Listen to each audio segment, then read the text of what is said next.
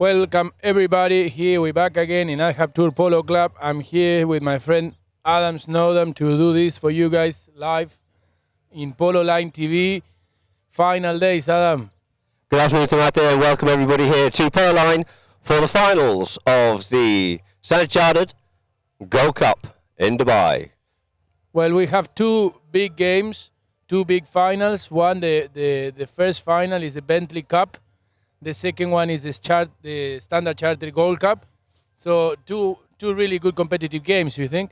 Yeah, we're going to have two very competitive games indeed. It's great to see the Bentley Cup being as strong as it is. We have Tour playing against Abu Dhabi in our first match, so we almost have a bit of a sibling rivalry between the Emirates here, of course, with Abu Dhabi being the ruling emirate of the United Arab Emirates, and Dubai, which is Mohammed Halab Tour. And then following this, we have the two Shakers playing. Wow, who would have guessed it? Two girls in the final. Amazing what they have achieved. Sorry to interrupt you, Adam. I want to take this second to show everybody what we have in behind, which is the flag parade with all the kids of the riding school and all the kids of the polo school that they joining us today to come with the flag parade with the flags of all the countries. So it's quite encouraging for the kids, to be able to come in a show with the big boys in a day like this, full of people. You think that the kids are nervous out there? Of course, they're going to be a little bit nervous, without a doubt. So would you be, let alone kids being nervous. I would personally say it's great to see the kids out there. It's very important after all. They're our future. They're our future for riding. They're our future for polo. And this is something we have to look after very much so. This is what we have to nurture. Yeah, no, we have a lot of kids, especially in the Polo Academy school and on the riding school as well. So the future of Dubai, let's say, or UAE riders is on its way. Hopefully we can make it grow bigger and bigger. Well, very much so. I mean, you know more than anything about the years. You've been so busy this week running the Apollo Academy here. He laughs. We were talking about it just earlier, actually. I mean, flat out every day. If he didn't know what work was before, he certainly does now. Yeah, Adam, every day, trust me, I have really sore backside.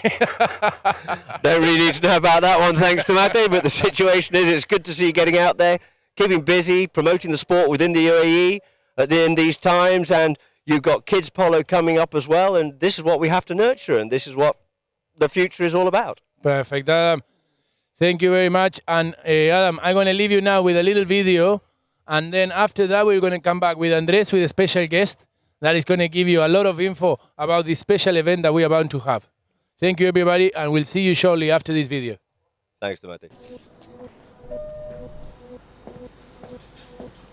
In business, the higher the position, the fewer women you'll see. That's not good enough. So at Standard Chartered, we'll have women in at least 30% of our senior roles by 2020. Because we're not here for good enough. We are Standard Chartered, and we are here for good.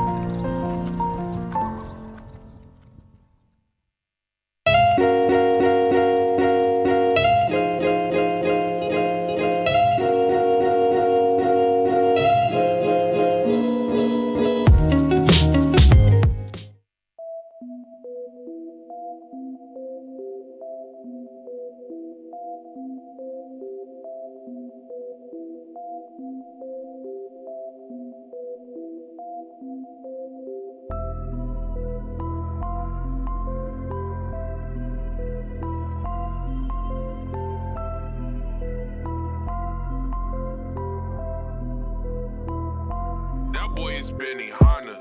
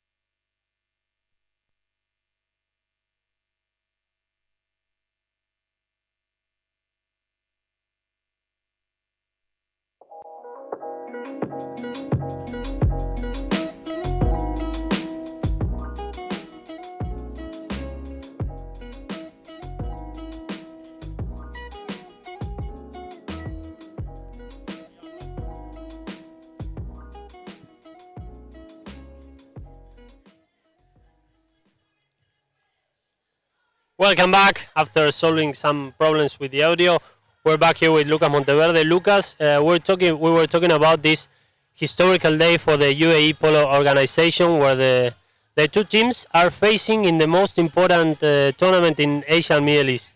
How's everything going inside there? No, it's unbelievable. To tell you the truth, we weren't expecting that to happen, and it happened. We dream about that, and we say how cool or how good will be to have two teams in the final. But before the tournament starts, you see all the that you have the teams that you have to play against, and I wasn't expecting this, to tell you the truth. And bueno, AM did amazing, the silver and gold, and they deserve to be in the final. Us that we were expecting to be in the final, we are by thank of God because the semi-final the other day against Sedan, it was sober, and pero bueno, it's how sports or polo is, and we were lucky or I don't know what, pero we are in the final. So What AM just did in this competition was a great upset for polo in general because, as you were saying, I don't know if anybody was expecting of them to be in the final. But why do you think that they finally reached the final? It was because they developed teamwork in terms of horses. They were good. What do you think? from the first day, in the first team practice, it was Haptur, us, and them, and they were the best team that day, playing the round robin.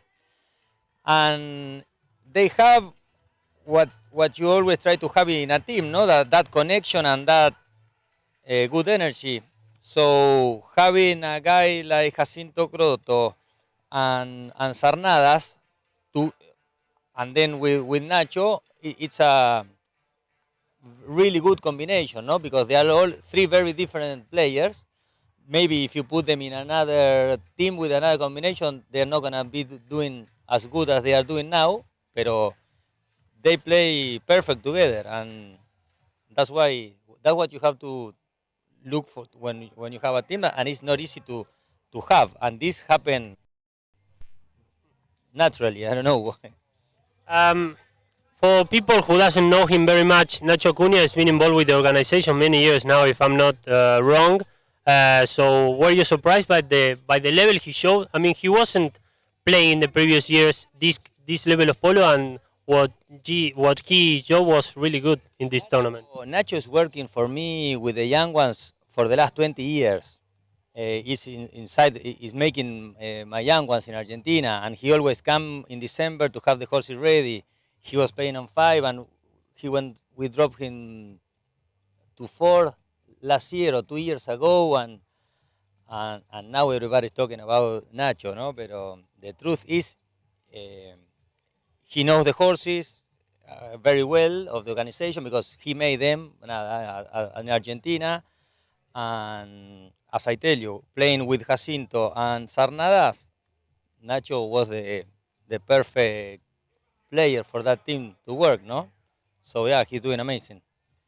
Lucas Monteverde, everybody. We'll be back shortly here live from the Ahab 2 Polo Resort and Club with the finals match day of the Dubai Gold Cup.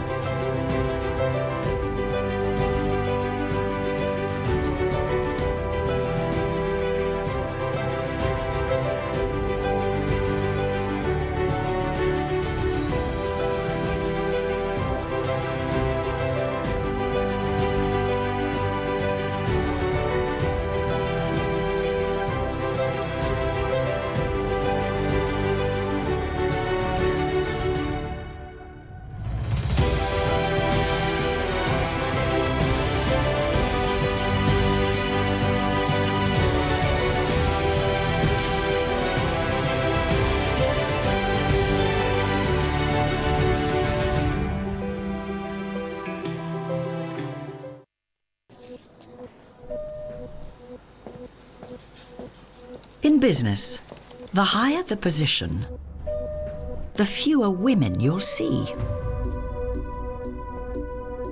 That's not good enough. So at Standard Chartered, we'll have women in at least 30% of our senior roles by 2020. Because we're not here for good enough. We are Standard Chartered, and we are here for good.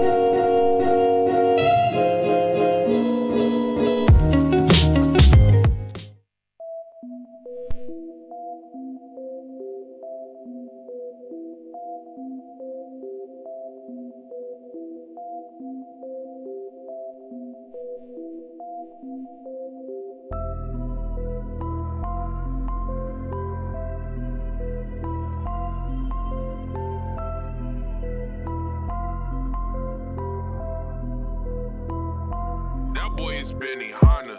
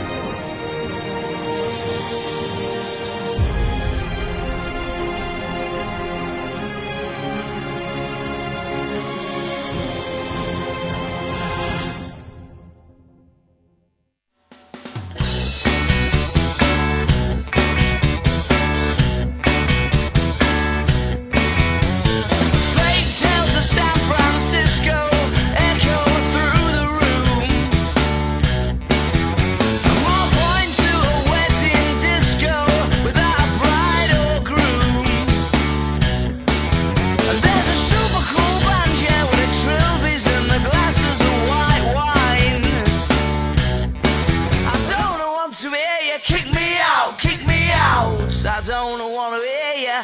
I don't wanna hear your fate tales of San Francisco echo through the air. And there's a few bored faces at a black hole wishing they weren't there. And as the microphone squeaks, a young girl's telephone beeps. Yeah, she's dashing for the exit. Oh, she's running. Welcome back, everybody. We're here again from Al Haftour Polo Club, ready for this finals day of the Gold Cup Series at Dubai. Guys, two amazing games. I'm here with my friend Adam Snowden. Adam, what do you think about the two fantastic games we're about to see? No, I think we're going to see two very competitive games indeed. We've got Abu Dhabi and also Haftour playing against each other in the first match. Two very competitive teams indeed. There'll be a lot of fighting going on between these teams. There's always some good rivalry between them, which is good to see. In past games they've played over the years, and they've all got a lot to prove here to win this very prestigious Bentley Cup here this afternoon. For the second game, well, hey, what is it? It's the Gold Cup after all. So the two teams out here this afternoon, UAE and of course AM UAE. Two shakers out there playing against each other today, the cousins. It's so fantastic to see the girls out there, especially young Alia, Sheikh Alia. She's let's think, 3 seasons ago, she started off in this academy here. And we all know how busy the academy here is at the Al Habtoor Polo Resort and Club, and nobody knows better than Tomas. Thank you, Adam. Thank you. And it's true. The truth is that there's so many people coming, so many players up and coming. And you can tell by the amount of people that we can see here watching the game. The people keeps arriving from all sorts of angles. If you look in the far side, we can see the line of cars coming. We can see in the back of the screen the line of cars coming, parking in the back. This non-stop line of people queuing to get in. I think we're going to have an outstanding amount of crowd here looking for this game. And as you can see, Adam, as well, in behind the scene also, you can see Field 3 getting ready for the next tournament. So it's just an amazing setup here at Al Habtoor Polo Club. Adam, you've been here working many, many years. It must be pretty difficult to get to this level, no? It's incredibly difficult. As much as get to this level, it's about maintaining it because the amount of polo that's being played. It's a very full schedule indeed here in the UAE and one of the longest seasons in the world. I mean, we start in the middle of October and we go all the way up till May, basically. Yeah, no, it's fantastic. And the stage of the fields, Adam, because they're getting better and better every year, you know.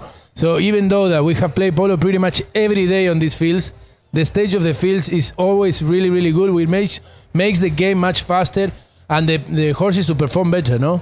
There's a good team here working consistently hard to try and keep these fields in as good condition as possible. We have 3 fields here. Of course, you always want more fields, but it's not a luxury that we have here at this point in time, so we deal with what we deal with, and they're doing an amazing job with considering the amount of polo that's being played here. You say played every day. I mean, we get games, we get practice in the morning, matches in the afternoon, so it is full on. Full on. We can see the players there, Adam, starting to stick in ball. We can see the setup of Mr. Mohammed in the very end for the Habtoor Polo team. Beautiful setup they have there. The players are getting there. The organization nowadays in behind these teams, Adam, in between personal trainers, grooms, managers, riders, pilots, professionals, no professionals, massagists, physios. It's grown so much in the last few years. Yeah, for sure. I mean, every year they're just getting more and more professional, which is great to see. And because it is a professional sport and the players are getting more professional with their attitude as well, so therefore you're having nutritionists, you're having physios and everything. And it is not just about the players, there's the whole backup crew. I mean, you've got the grooms who are working tirelessly every day to get these horses in tip-top condition. They're managers, overseeing them, making sure it's done. You've got vets, you've got farriers, you've got everything. You've got a massive organisation behind these high gold teams. It's not just four guys coming together and having a bit of fun anymore. It's of the old days. It's full-on professional, and every single detail has to be considered and taken into consideration to try and have that extra little edge, and that's what can make the difference in the teams. Adam, I don't know if you want to help me with this, because obviously you know them for longer than me, especially the players, the superstars. We are going to name them all. For Habtoor Polo Club, we have Mohamed Al Habtoor, Felix Isaín, which is a 2-goal player, Min Podestá, which is 7-goal player, and Facundo Sola, which is 9-goal player. And I leave you, Adam, to do Abu Dhabi yourself. Yeah, with Abu Dhabi, what we have with Abu Dhabi playing at number 1, of course, is Faris Al Yabouni, the patron of the team. With Crespo playing at number 2, Alfredo Capella playing at number 3. Alfredo's being associated with Abu Dhabi and also with Abu Dhabi in the Opens, their kind of sponsorship and assistance with the Opens in Argentina. Alfie's a great competitor, a heck of a player, always a force to reckon with, and they have a very good association with the Yabouni family, one of the very strong families from down in Abu Dhabi. And we also have Martin Donovan at the back door there. What more can you say? Solid, consistent, always a great workhorse. So with the teams that we have here, of course, I mean, with Habtoor, Mohammed, of course, being the patron of the team from Dubai. Etienne, Felix, this is his first year on the Equestrian Club in the Gold Cup Series when it was hosted over there, although always been under the Gold Cup umbrella. And now the Habtoors have their own property here now. An amazing property it is. Adam, what can you tell me also about the managers of these teams, you know, because we all know that it's 4 players on the field, but the 5th player is always, in the case of Habtoor, we all know Guillermo Coutinho, which has been there for, I don't know, almost like 15 years now. And on the side of Abu Dhabi, we already interviewed him as well, Hugo Barabucci. You think they play an important role in this game from outside the field, coaching them? there's a massive importance they play. Apart from when the guys are on the field and actually playing, yeah, it's when they cross the boards, it's up to them. But to try and keep their heads cool and a bit of structure and see from the outside what is going on rather than from the inside. You can have Facu, etc. out there or Capella thinking they're seeing what's going on, but then when you've got the wealth of experience that Barabucci has, I mean, he can just put an extra little twist on it. And the same with Guija as well. He's been playing a lot of polo over the years. He knows how it's run over here. He's been playing with Mohammed, I think it's 12 years now, or been involved with Mohammed for about 12 years. He knows the team. He knows the characters. He puts a great job together, putting these teams together every year in, year out. And it's great to see that Hugo and Coutinho are the 5th player for this magnificent Bentley Cup.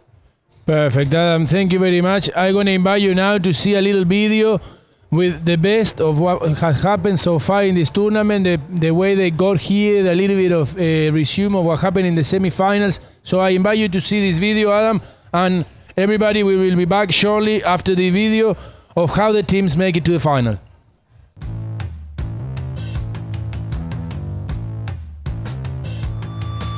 Long kick looking for Jacinto Croto coming from behind. Let's see if he can tap it properly with the chance there of taking it on the near side and with the chance of scoring again for AM. What a tap by Jacinto Croto. And now I think we have the best goal so far in this game. Qué golazo, Andrés. Fantastic goal from Jacinto Croto. Playing on the left, on the near side by Juan Jaureche. One more move by Juan Jaureche. Now Benjamin Panelo with a chance of winning it for UAE. They get in the way and now in the red zone, Tomás Panelo scoring for UAE, and they go back to the Dubai Gold Cup final. Tomás Panelo scoring, and now they will decide the title against AM on Friday.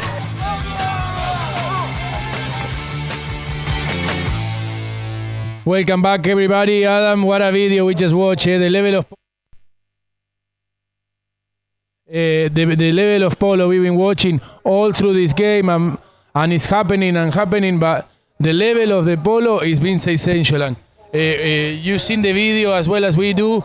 Every single game was very competitive, and what can you say? You think that has improved the level of the game so far, year after year? Oh, for sure. The level is actually is growing and growing exponentially. It's actually great to see that. I mean, we've got 18-goal polo here, though. Dare I put my head on the block and say that especially some of the matches have been as good as any 22-goal that you'll see anywhere in the world. It's fast, it's competitive. What I think brings up the quality is, apart from fields, is the horsepower. The horsepower of these players is just amazing here in the UAE for 18-goal polo. Yes, Adam, I totally agree with you. As we can see, the players are getting ready, the umpires are ready. I'm sure that we're waiting for the parade coming, the national anthem, and a few things more for you guys to see. But I'm going to come you now with the umpires of this game. With this, the two umpires, we have Matías Baiviene. We have, sorry, I can see there Tommy Iriarte talking to the umpires. Matías Baiviene and Gastón Lucero are the ones that they're going to be inside the field. And the third man in this case is going to be Peter Wright.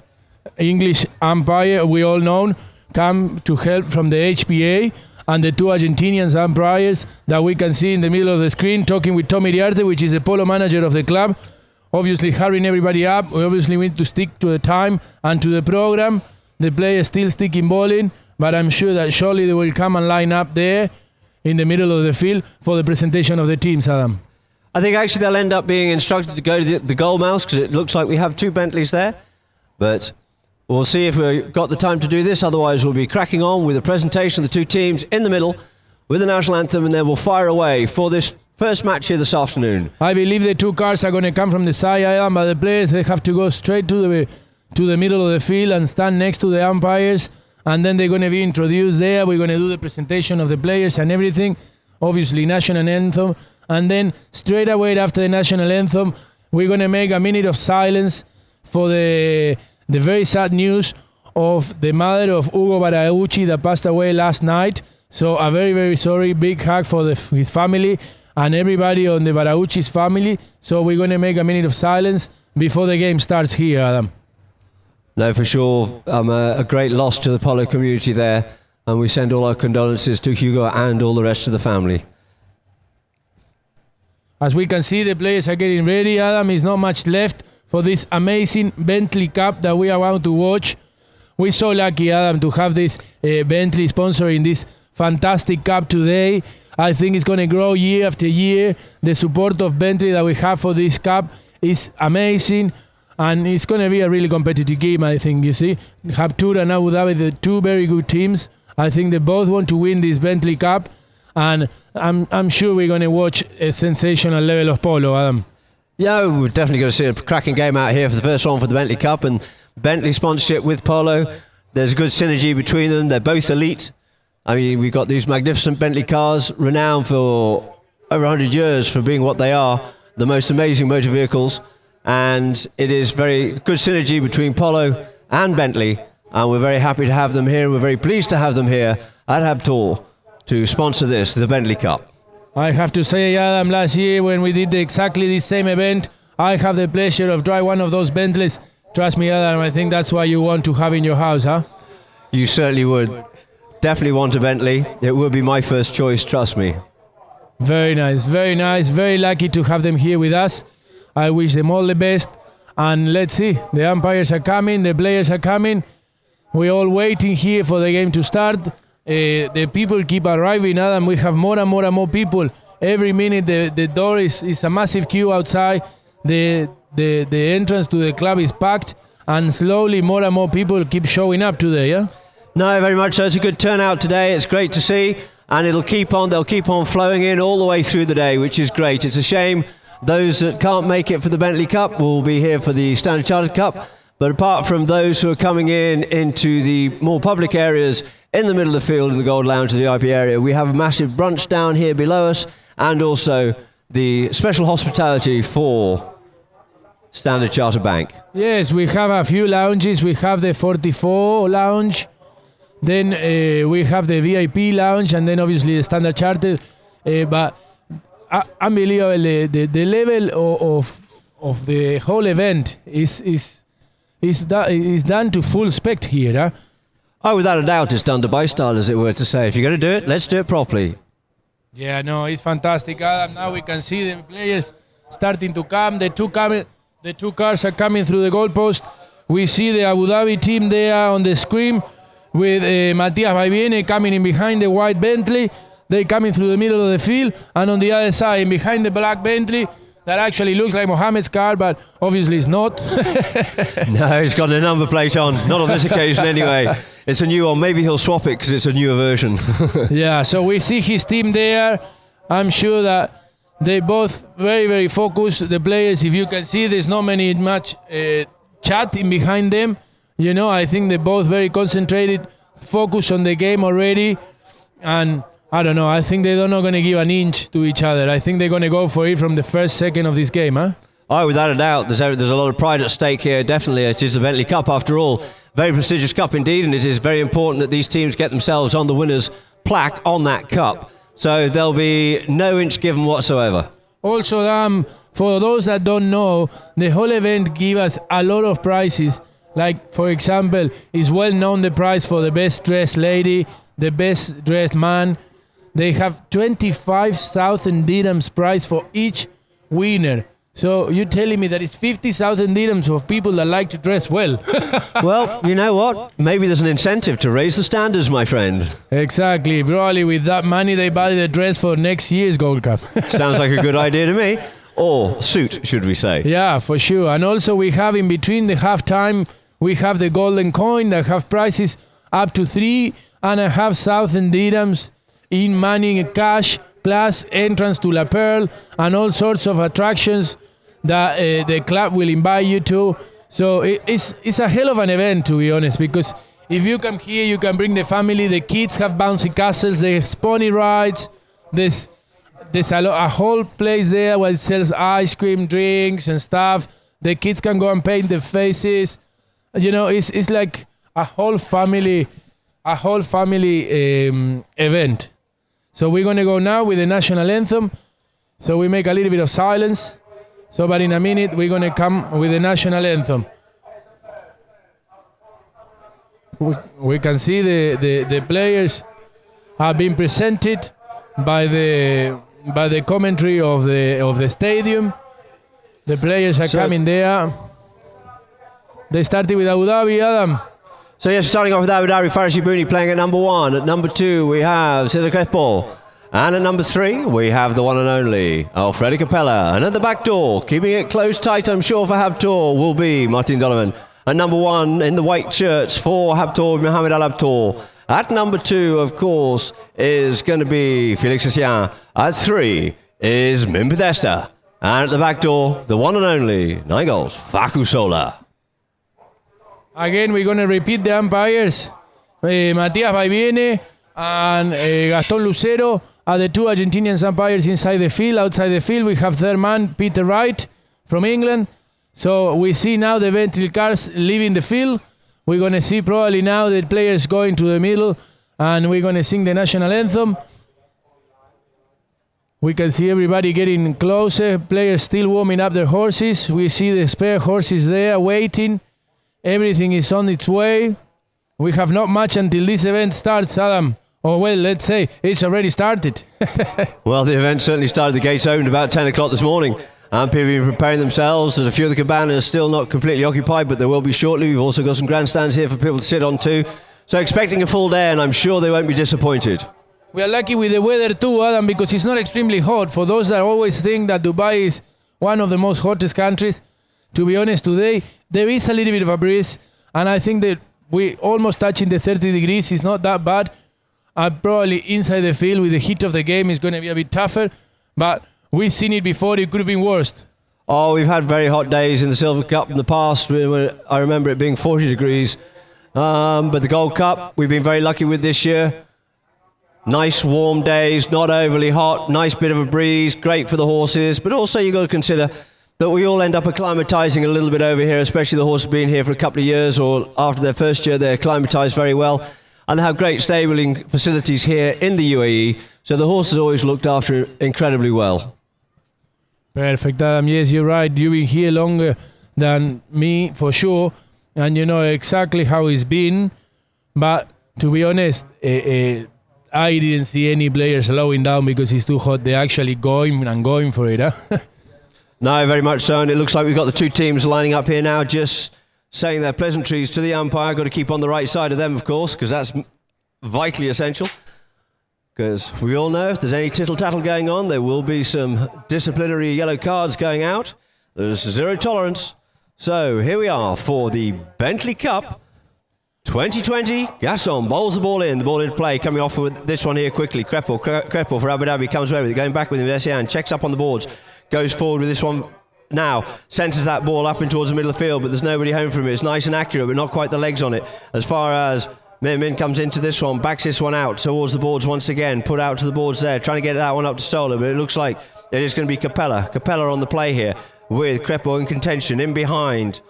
Crepo in behind there to give that little bit of support. Gets hooked off out of it there, but coming up onto us now, Crespo looking for something there was Facu, but nothing going to be given as you see Alfie just circling in behind once more. Pushes it forward. Pushed that a little bit too far, and Sola says, thank you very much, we'll just clear that away from my dead zone. We'll come forward up onto this one, goes onto the stick side there, does Essien, but we think we have a whistle on the play. Could have been a bit safer to go near side. We have the replay. Yeah, I think the whistle is because Felix should have gone near side, but lucky for him that the whistle has blown, to be honest, because if you look on the replay, he broke his stick as soon as he hit that ball.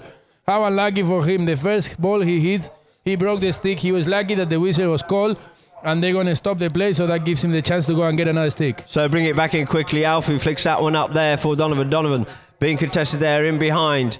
Gives us support, but we get another whistle on the play.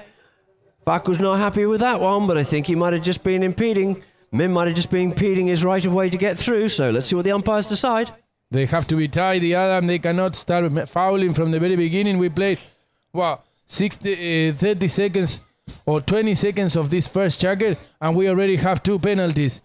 You believe that this is because they actually pushing each other to the limit, because they're making mistakes, or because the pressure of the beginning could be affecting them?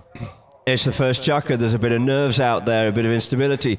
I'm sure that the umpires are having to put their foot down and put their stamp on this match to say, guys, we're not going to tolerate this. Let's get on with it.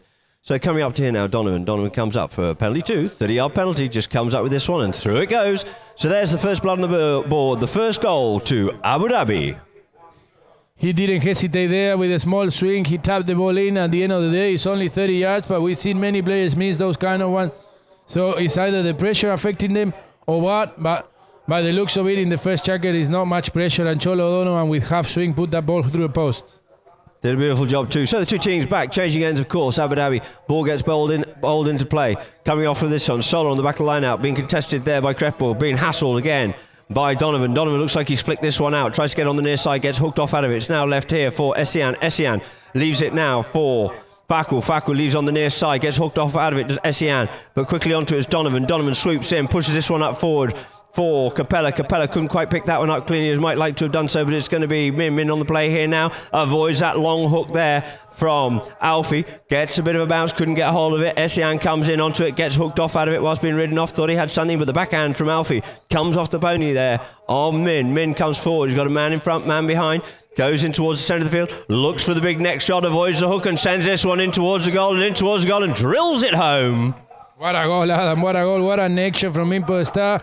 He started the play here, he recovered the ball, and then when he saw the gap, he hit a next shot basically from 80 yards away from the goal. No, 60, you can see there in the video. From the 60 yard, beautiful next shot to put this ball through the post to make them tied 1-1. Basically kept his head, made space for himself, and gave himself the opportunity to score that goal. So the ball's bowled back into play. Once again, we have Abu Dhabi heading towards Abu Dhabi, coming off the back of the line out. Min comes up with this one here now. Ooh, he's over the top of that one. Leaves with Faku. Faku just flicks that one up here now for Min once again.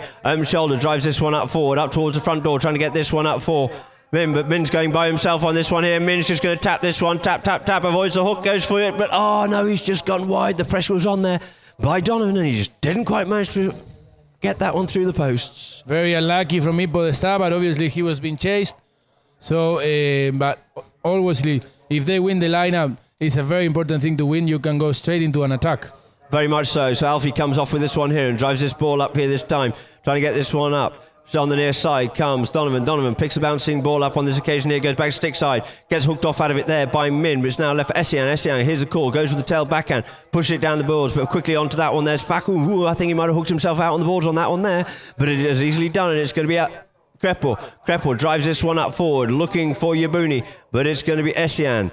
Covering the ground well, gets onto it, ricochets off the pony, reverts, creates a new line fortuitously there for Min, but he gets hooked off out of it, but still managed to retain possession. Ooh, he gets a bit of cane on that one there, leaves it for Donovan. He gets called off, and it's now going to be Alfie. Alfie sends it the backhand out there for Donovan, looking to settle it down, flicks inside nicely. Min comes in with the hook, in comes with a bit of a bump from Faku, and we get a whistle. Didn't like that, the umpires.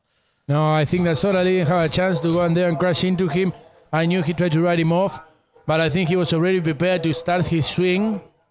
So obviously, he has to give him a play. If you see there on the replay, he comes and stops into him instead of hooking him or anything. So that's the foul being blown for.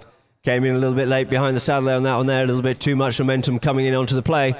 And we've got a bit of first chuck of nerves. So the ball's placed down once more for a penalty 2 for Abu Dhabi.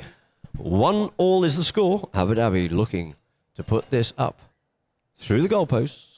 I say up on this occasion here, and almost definitely won't be. They'll come in with a nice little half swing. Again, Donovan coming up onto the play. As Matthew said, players have missed these. Penalties are all in the head. Comes up, nice gentle swing. Thank you very much indeed. The flag confirms it. 2 goals it is to Abu Dhabi. 1 goal to Abdul Polo. So once more here in chucker number 1, with a couple of minutes left to play. 2 3/4 minutes nearly. 2:40 it is on the clock, still left to play. The teams come back to the middle of the field. Good chucker so far, Adam. Good chucker, a little bit of tightness, I think, in the first few minutes, which you're normally going to get. It's a big, prestigious day, and there's a lot out there to play for. And the ball's back into play once more, and coming away with this one here, Mohamed Abdur off the front line out. Going with him there is Crespo. Crespo yields off him, goes with Faku. It is going to be Capella. Capella putting the pressure on Mohamed. Comes in, rides Mohamed off on that one there, and just shields that one out over the back line to give him possession for the hit in. So the ball's been placed on the back line here now for Abu Dhabi's Alfredo Capella to bring back in, or is it going to be Donovan? Looks like it's going to be Alfie. Adam, for those who don't know this game match, This game is playing 5 checkers of periods of 7 minutes. Is that right? 7 to 7.5 minutes. At 7 minutes, the first two will go. Then you've got sudden death for the next 30 seconds. So it is going to be Crespo just over the halfway line there. He's lost the head of his mallet as well on that one there, or something came and flicking away. Maybe it was a tender boot or something. But Yabuni's just pickpocketed there from Zola. He comes up with it, but as he does, he comes across the face of him, and we get a whistle on the play. Oh, he's a little robber there. Is that Yabuni? Went in, tried to pick his pocket, did so, got away with it, and then unfortunately looked like he might have just come across him slightly, possibly on that play. So the ball can be placed down here now, about 45 yards from Habtor's goal for Min Podesta to bring into play. Min comes under the neck here this time, puts a nice acute angle here for Solar. Solar up on the play. Solar checks up. In comes with the ride-off. There's Donovan, but it's going to be Essian. Essian comes away with the play at the halfway line here. Over the top of that one there, but fortuitously he has Faku. Drives that one up the front door, trying a good tussle and hustle there. Crespo gets the better of that one there, but it looks like the ball just flicks off here now, and it is going to be Donovan. Donovan comes up, flicks that ball forward. Essian sneaks in underneath his corner, but couldn't quite get the backhand off. No, it was Mohamed actually. Nice play by him, but couldn't quite get the backhand he was looking for, and it's going to be Donovan. Now leaves it for Alfie. Now Fredo Capella. You know he's got a monster hit, and there it is. He unleashes that ball. Didn't quite get the elevation he was looking for, but he finds Jabuni out the front. Got himself into a nice bit of space. Tries to flick this ball forward. Couldn't quite do so. Essian comes back in. Nice tail backhand. Trying to get that to Fackel, but it is going to be Capella sends this one up here for Donovan. Just flicks that one inside of Min. Min comes up, gets a bump, comes forward on it. Looking for something with Alfie, but nothing will happen. But just a little bit sort of tense, the boys at the moment. They're just leaving these balls behind. Capella looks at goal. Again, chokes a little bit on that swing and just doesn't quite get the strength he wanted in it as he just gets shadowed out over the back line by Fackel. As Crespo was looking to try and execute that one there. So the boys are still a little bit tight. We've just got a few seconds left. We might get this ball back into play with a bit of luck, and yes, we do. Min brings this one in here now.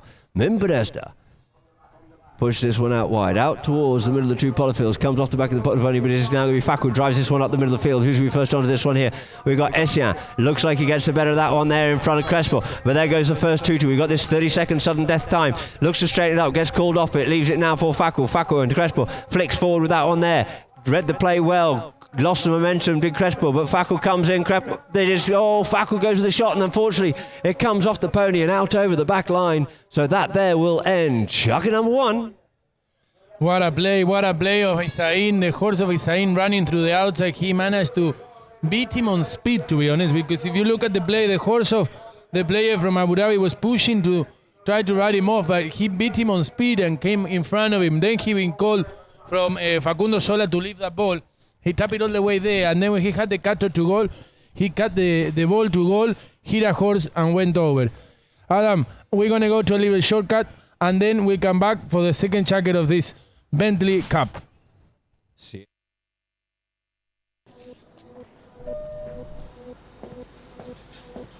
In business, the higher the position, the fewer women you'll see.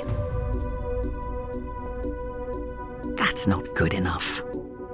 So at Standard Chartered, we'll have women in at least 30% of our senior roles by 2020. Because we're not here for good enough. We are Standard Chartered, and we are here for good.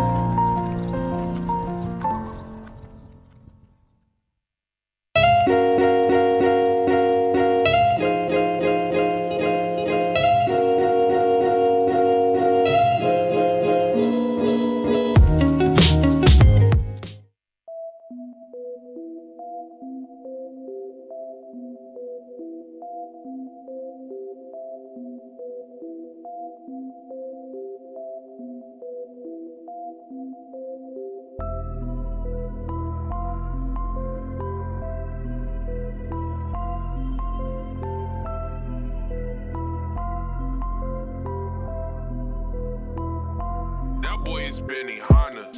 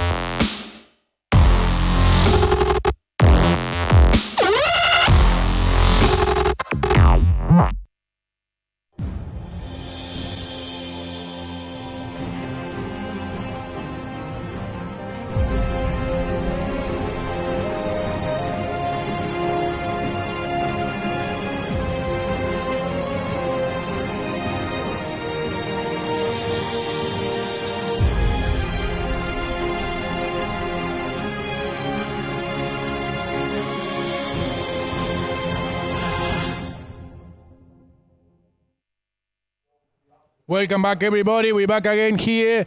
Adam from Al Habtoor Polo Club for everybody for the Bentley Cup in between Abu Dhabi and Habtoor. The score says 2-1 in favor of Abu Dhabi. The beginning of the second chapter is about to start. Adam, I leave with you. Yes, thank you very much for a word from our sponsors there, and we're about to get chucker number 2 underway here now.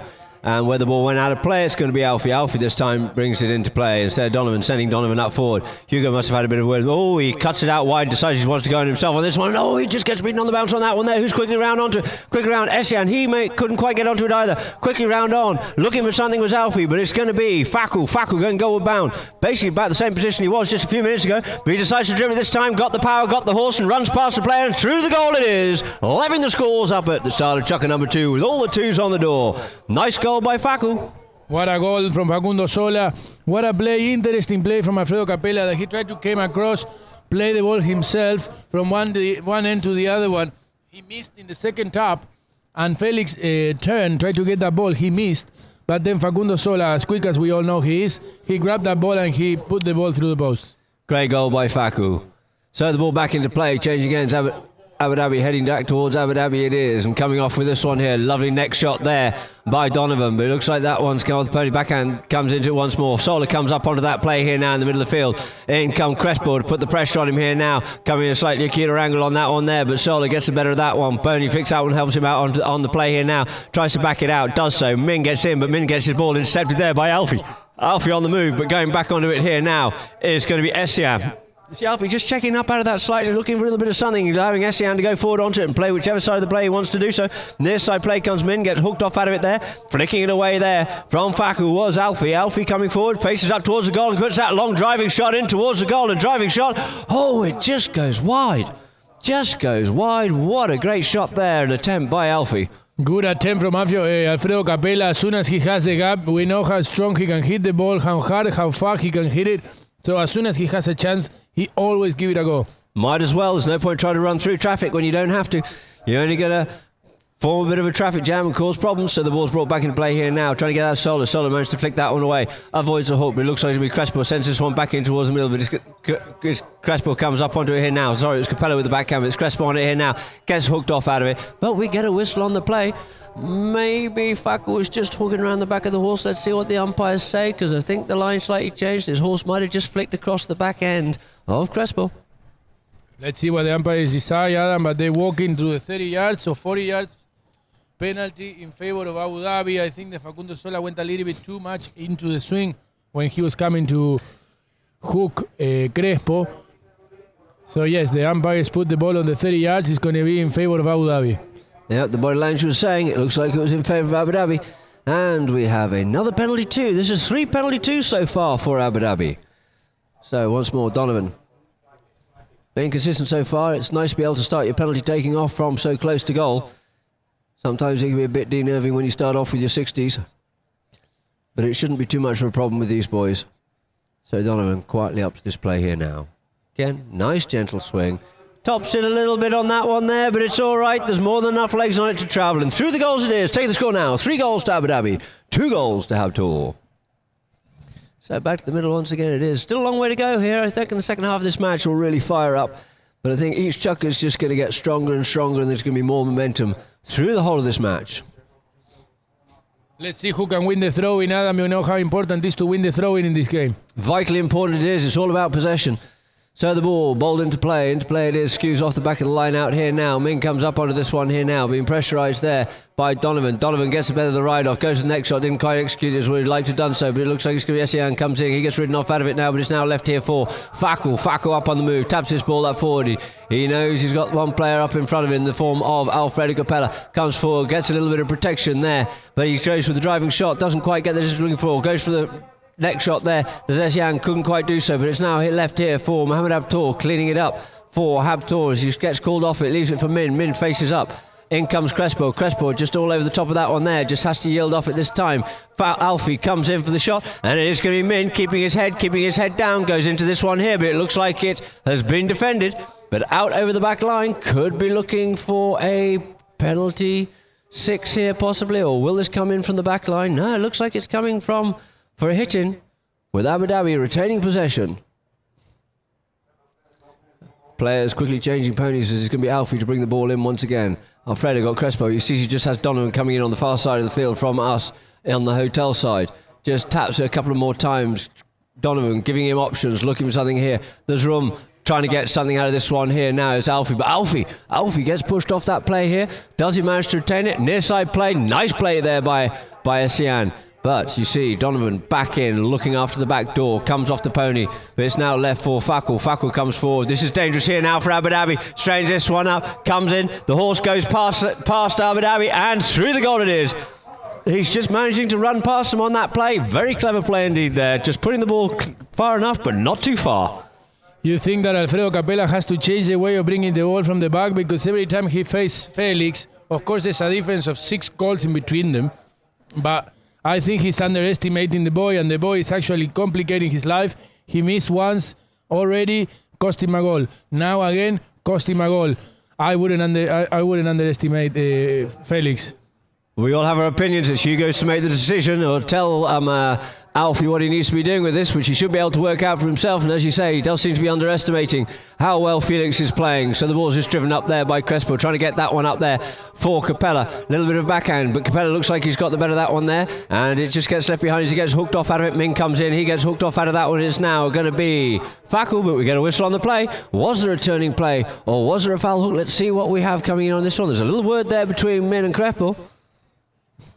It looks like the body language is saying that this is going to go up to the halfway line in favour of Habtoor it'll be. So Crespo must have just impeded on something on that one there. You probably saw it in the replay. From what I saw is that Min is turning, and once he's turning, he went a little bit too much to kind of reach his stick, and maybe he must have tapped his horse or something like that and hit a mare. Once you do that, you get blamed straight away, even if it's unintentional. No, that's for sure. You've got to be very careful because the welfare of the ponies is of tantamount importance. And it's good to see the umpires are keeping on top of it and very sharp indeed. So it is Fakul to bring the ball into play for a penalty 5B in favour of Habtoor. Oh, he goes with the driving shot, lifts his head to see where he's going to send it to, and it stayed behind him. So there it is. He picks it up here now, regathers, gives Crespo the chance to come in, gives him a good bump and a shove there, helps him round the corner here, there, as in he comes in, gets stolen out of that one there. Advantage being played there by the umpires as Crespo comes in between the two players. Min comes forward with the play. He's going to have to get on with this one here, otherwise the umpires will tell him to use it. Avoids the hooking play. Beautiful play by Min. We got gasses down. It is Yabuni just in the way. In comes an inside play. Can't make a play on it. We get a whistle. I think the goal will stand. Let's see what the umpires decide. They're coming back to the middle, Adam. I think the goal stands. If we look at the strategy of the two different teams, if you see when Facundo Sola bring that ball from the center, you see that Capella is the one coming for him. And when Abu Dhabi brings the ball from the back, Habtoor is sending the kid to look after Capella. You might call him a kid, but he's playing well above that of a kid. He ain't no kid, and that's rest assured. Essian's playing really well here this season, which is good to see, and he's growing every year by year, and he's got a huge future. So the ball about to be thrown in. Gaston bowls that ball in once more. 3-3 is the score. Off the back of the line out it comes. Backhand there by Podesta. Sends it up here now for Essian. Gets hooked off out of it on this occasion here. Fortunately there for Abu Dhabi. The backhand comes in by Donovan. First back onto this one here. Looks like it's going to be Min once again closing the door. Being hassled there by Yabuni. Working hard. Pushing on him. Just got himself caught up underneath. He's going to have to yield off that one and let Min have the next play. So he yields off it himself and leaves it for Fakul. Fakul tries to drill this ball out forward, but it's only as far as Crespo. Gets a little interception on it, but not enough. On the near side comes in Podesta, but kept control of it there. Kept possession for Abu Dhabi. It is now Capella. Capella drills this one forward, looking for Crespo. Goes with the one-time shot as he picks that one up beautifully there. As Crespo gets up on the move here now. Sola gets pushed off out of the play there by Yabuni. Good play by Faris Yabuni. But Essian comes back here now with Crespo. Just overshoots that one a little bit, and he's looked after there by Donovan. You see the number 2's having to work hard here, and it is Min and Crespo leaves it behind for Capella, looking to weave his way through the pack here now. Gets ridden off out of that one there, retains possession as possibly came across the front of him a little bit here. Oh, he needs to get a move on here. He's trying to work his way through towards the goal. Does, and drives this one through, getting the back out to level the scores on the hooter. It is 4 goals apiece here now to end Chucker number 2. Neck and neck all the way. As we said, it's going to be close. Beautiful polo we're watching, Adam. We're going to leave you now, everybody. We're going to come back for the third checker, but so far 4-4 in the score, and we will see you shortly, guys.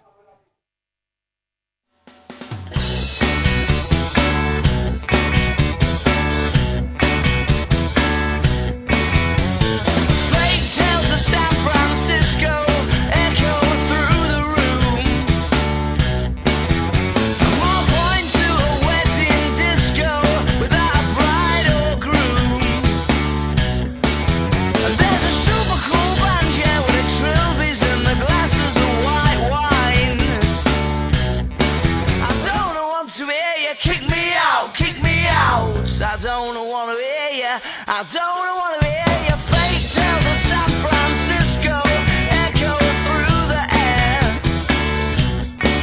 And there's a few bored faces at a black hole wishing they weren't there. And as the microphone squeaks, the young girl's telephone beeps. Yeah, she's dashing for the exit. Oh, she's running.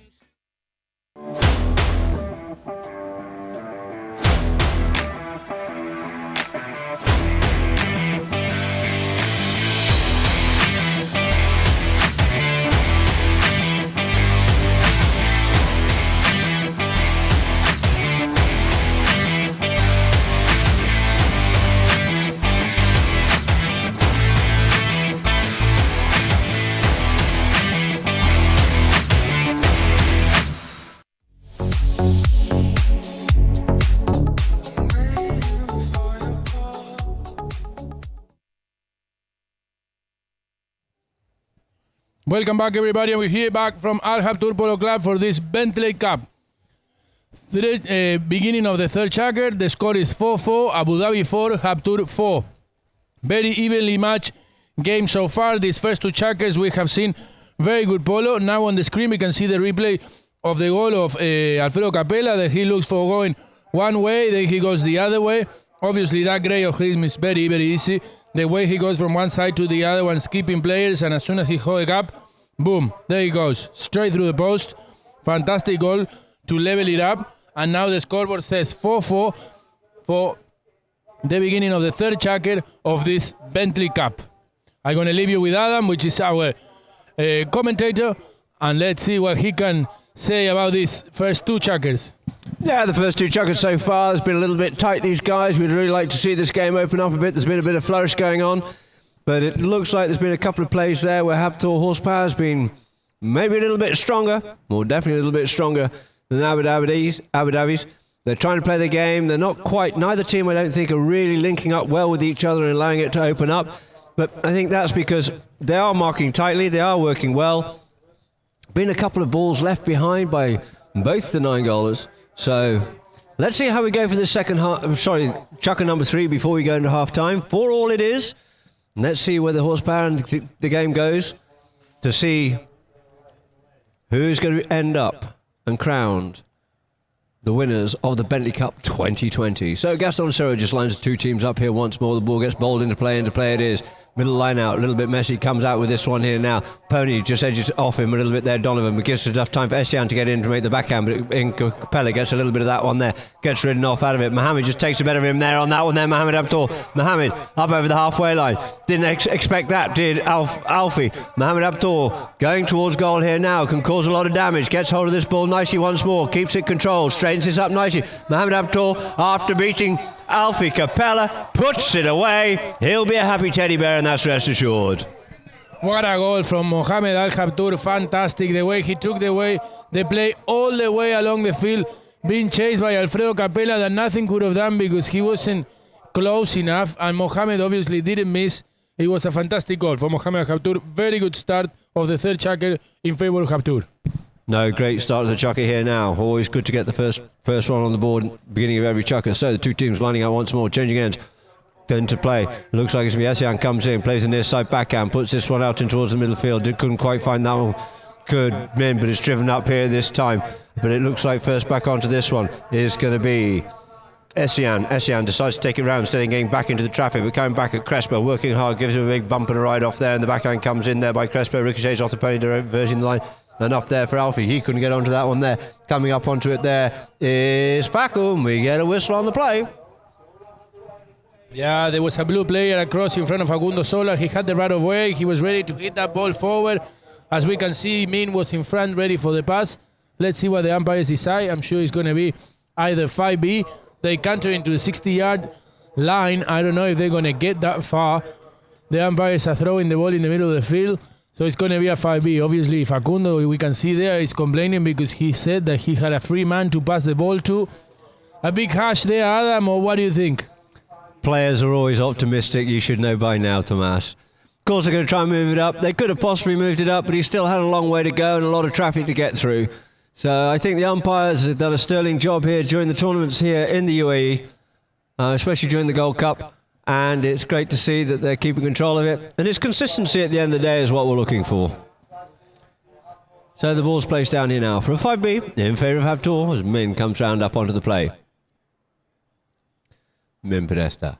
Faku goes up on the run, probably looking for the big one here now. Goes a good driving shot, sends this one up here now. Just straightens himself up onto that one there. Comes off the pony there from Donovan. Managed to get the better of that one there. Donovan on this play here now. Realises he can't give that to Alfie at that point in time. Has to turn and now yield off it and give it to Alfie.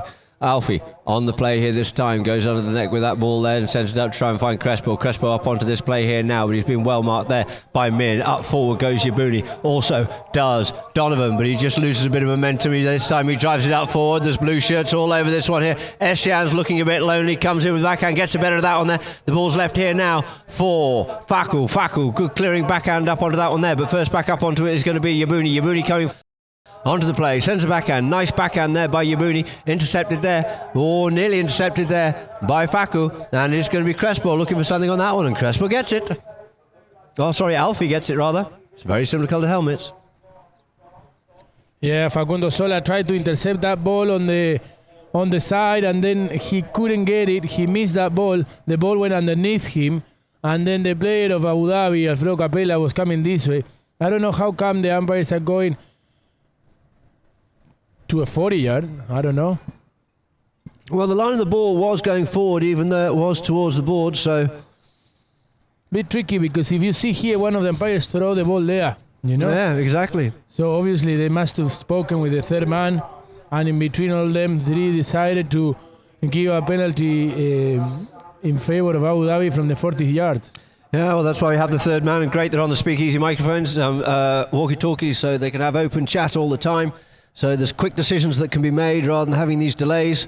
In the old days, you used to have to go and either go over and talk to the third man or see if you can get an opinion from him with hand signals and all the rest of it. But now, on these open mics, open radios, it makes it much easier, much quicker. So the game continues and much better for spectators. So we have Donovan on the 40 here this time. Gets onto this one, doesn't get it cleanly, and it's stopped, but out over the back line it goes from Essian. So we will now have a penalty 6, a corner. Back to the 60-yard line. Good job from Felix to stop that ball. Now it's obviously more complicated. They're discussing there. What's the decision? Was he out before the ball was struck, maybe? If he's out over the back line before the ball struck, well, it looks like it is going to be a penalty 6. Yeah, safety 60. Safety 60. There you go, a corner.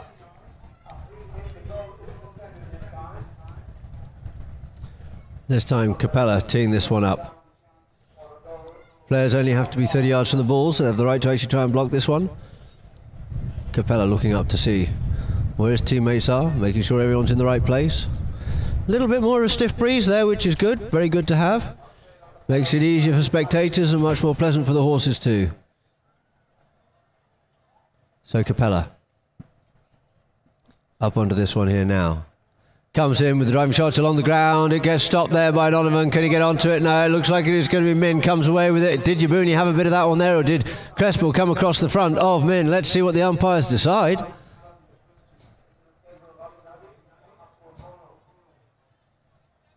Could be going either way. Let's see. Let's see what they decide. I think that it was a very good stop from the player of Abu Dhabi, because the ball was going well wide. He stopped it. And then I think that Min tapped that ball, but I think that was Faris actually very quickly that came from the far side, appealing for that line, and he managed to claim the foul. Exactly, so therefore the penalty is for a spot penalty 2 in favour of Abu Dhabi, as Donovan comes up to this one here now, the little half swing, the little putt shot, and through it is. 5 goals apiece it is once again here in Chucker number 3, so it's just nip and tuck all the way. So back to the middle it is, to get this game back underway once more with Gaston Cerro.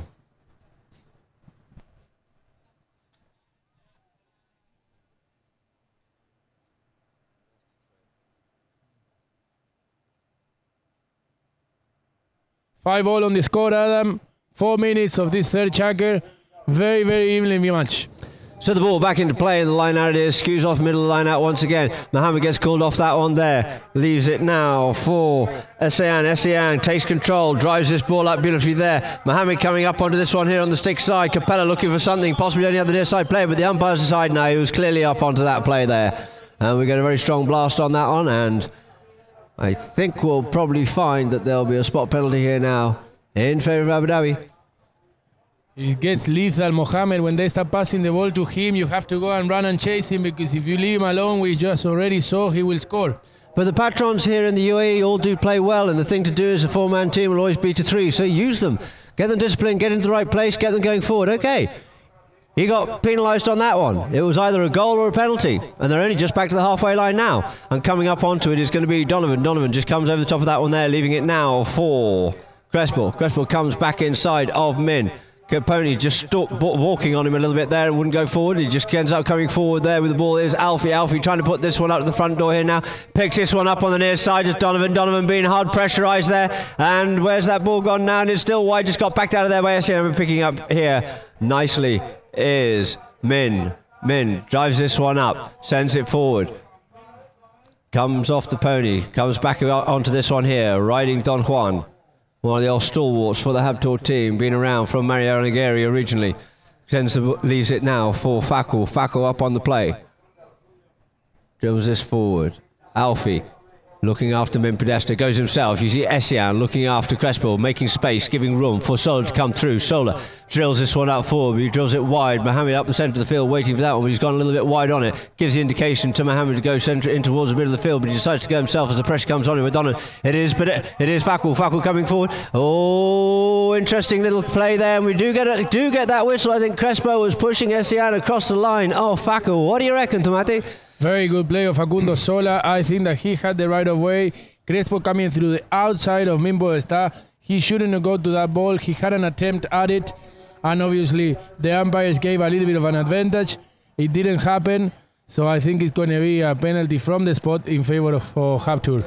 I think you could be right on that one there. There's Essian being pushed across the front of the line of Fakul. Fakul, peripheral view, seeing what was going on, just held that play up a little bit enough, probably for his own safety as much as anything else, and checked up on the play, resulting in a penalty 2, which is decided to take from the 30-yard line in favour of Habtoor, looking to get their nose back out into the lead once again. Fakul up on this play. There's been a few players who quickly changed a few ponies here now, especially in the Abu Dhabi team. Fakul walking up to this one here now. See the difference in styles of play? Donovan just canters out to it. Fakul comes up nicely. Relaxed, calm, pony relaxed, drills it away. 6 goals it is to Habtoor. 5 goals to Abu Dhabi with 2:22 on the clock here in Chaka number 3. So Yabuni quickly got changed as well. Changed his pony rather, should we say. There's the two teams come back towards the middle field here now. For Gaston Cero. 2 minutes left of this third jacket, Adam.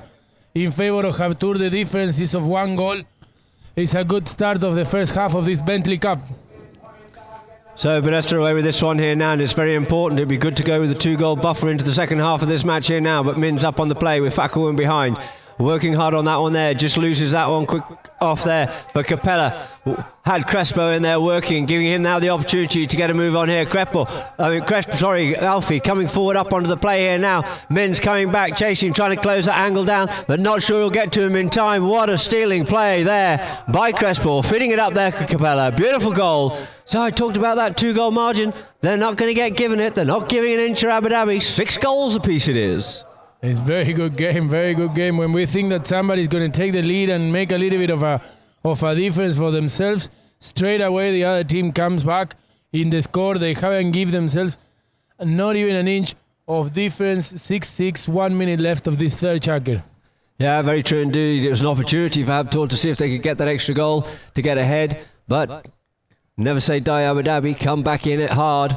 The opportunity was there, and as we all know, Alfie will jump on it. So Gaston bowls the ball back into play. Front of the line out, back of the line out it comes out. Oh, Capella away with this one here. Sends that driving shot, looking to put this one up here for Yabuni. Yabuni going forward of it, so is Capella. But it's going to be Min back onto this first. Sees he's got Crespo with him. Cups the open backhand, makes sure it doesn't get onto that play. Gets pushed off out of it by Donovan there.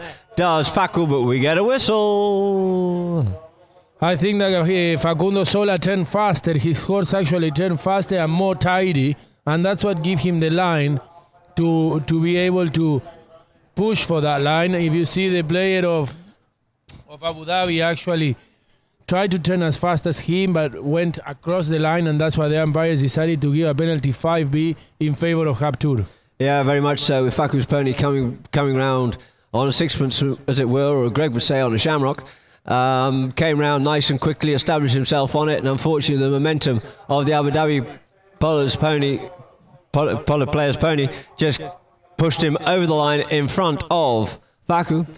Ideally, his best thing to have done would have been to have left it and gone to the next play, but the adrenaline of the game results in a penalty 5 in favour of Haptour. Faku brings it in. Krepel going back to him now. Change of plan slightly. There you go. Faku up on the move. Teases them, plays the ball in the air, keeps on going forward, coming through momentum. Keeps on coming forward here now. In comes Crespo to put the pressure on, but Min Podesta's in there behind Min, trying to weave his way through, gets the lofted ball and puts it straight through the goals for goal number 7 for Haptour. 6 goals Abu Dhabi, 7 goals it is to Haptour as the clock tick-tocks down for the dying second of chaka number 3. Fantastic finishing of this third chaka, Adam. We're going to go for a little break. Now the lead is on Haptour's side, 7-6. Thank you, everybody, and we will see you back shortly.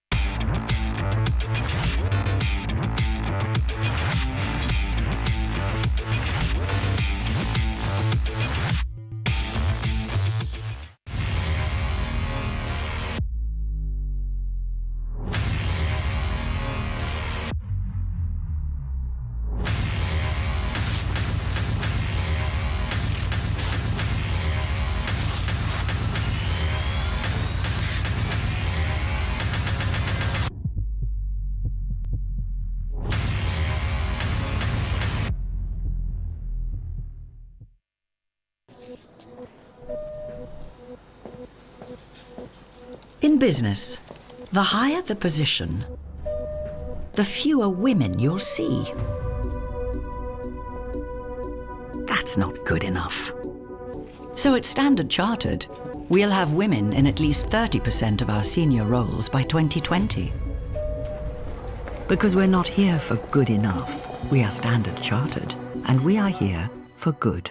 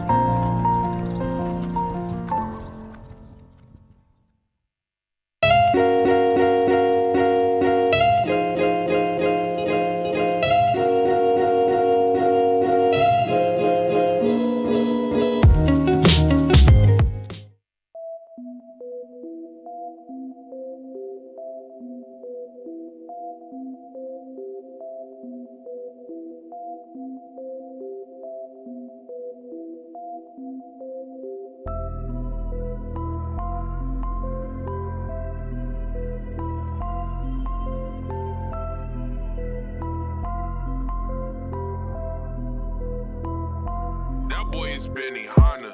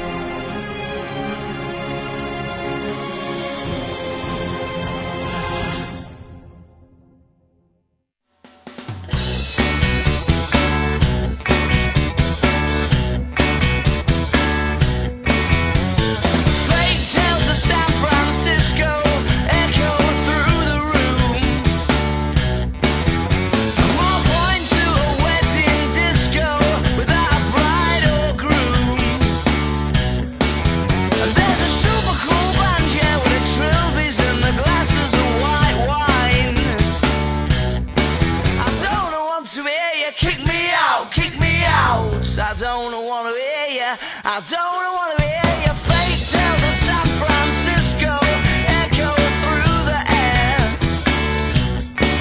And there's a few bored faces at a black hole wishing they weren't there.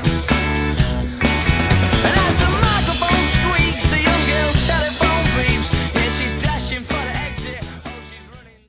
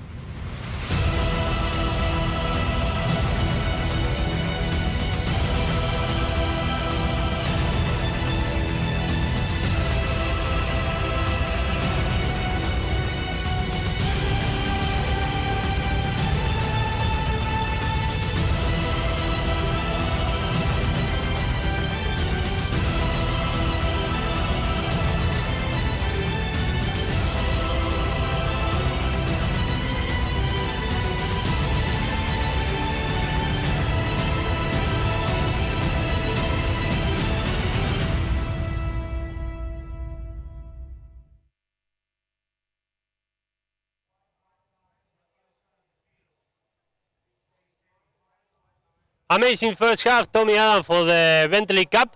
7-6 is winning Habtoor over Abu Dhabi. Back to you for the second half of this amazing Bentley Cup final. Here back everybody from Al Habtoor Polo Club. We are about to watch the fourth chakra of this Bentley Cup in between Al Habtoor and Abu Dhabi. The score shows 7-6 in favor of Habtoor. What a great game we have been watching, Adam. Do you think that it's going to be all the way the same to the last chakra? Or you think it's going to be a little bit of a difference, or they're going to keep it tight? Well, the game started off a little bit more open. It's got a little bit stuck in its ways here now. But let's see what happens in the second half. I've got the sneaky feeling that we might end up... Oh, on the replays here, we've got Mohammed as he just took the steal there from... Oh, no, that was Faku. Faku up on the play. Crespo, sorry, I do apologise. On the screen here, couldn't quite see clearly. No, that was a good goal there by Crespo, Cesar Crespo. And as just like make a shout out for Cesar Izguinazu watching from Spain. Great to see that we've got international people following us here on Polo Line. As the two teams line up here now to get the second half of this match underway, the ball gets bowled into play in front of us here now, in front of the hotel side. Tries to get onto that one. Mohammed gets a hook in there on Alfie, but Alfie retains possession, goes with the driving shot, drills this one up forward up there for Yabuni, unmarked. Yabuni going forward up onto it here now. Got plenty of time to check up, looks to straighten that one up, does so beautifully. Comes up onto it once again, gets hooked off out of it. The backhand by Crespo, saving it once again. Oh, no, Solid did, but he may have just come in front of one of the Abu Dhabi players following him behind, and we get a whistle on that play.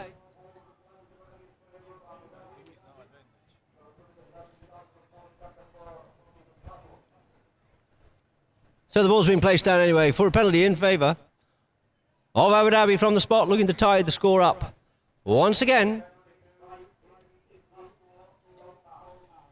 As Habtoor just have to retire back behind the line. Should actually be 30 yards back from the ball. But it should be a gimme here for Donovan.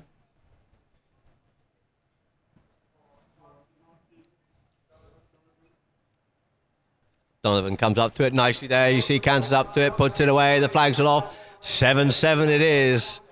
Saba in favour.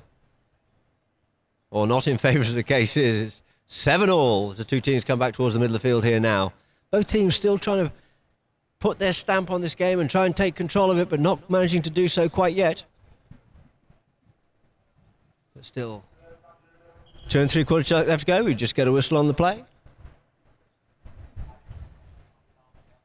Just for safety reasons, umpire just keeping an eye on it. Just ask kids to come back from the line. Although the safety line is 10 yards, it is better if they can be further back, especially if unsupervised. Just lining the two teams up once again. A little bit of hustle and bustle. The ball gets bowled into play. Comes off with this Solar. Solar managed to get this one off here now. Donovan gets a good ride off on that one there. A little bit of push behind, but the advantage being played here now for Podesta. Podesta comes up onto it here now. Podesta comes forward, gets a bit of a sandwich on him on that play there. Comes away with a little backhand, comes in. First onto it there, picking it up there. Couldn't quite pick it up cleanly there. Could Alfie now left for Faku Solar. Solar up on this play. Opens the shoulder, drives this one up the field here, tries to get out enough. Mohammed beautifully, Mohammed Habtoor and Yabuni comes across in front of him on that one there, and the whistle is silent, and we do get a whistle. There's a bit of a helicopter there by Min. Let's see what the umpires decide, if they go for the foul with a late whistle, or if they decide that was a naughty there by Podesta. I think it was a little bit of a cross of Faris there when Mohammed was going for the ball. The umpires delayed a little bit on the blow, and I'm sure that maybe the third man from up here can obviously see better. I think they're deciding what to do. Let's see what the umpires decide. They're talking to each other. So yeah, I mean, from here where we are, it did look like Faris caught himself in a bit of no man's land. And it looks like a ball is going to be placed down here now for a penalty.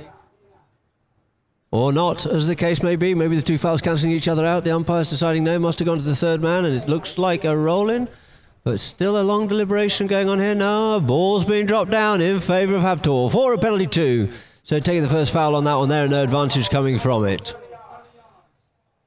So Faku up onto this one here now as Abu Dhabi reluctantly return back behind their line.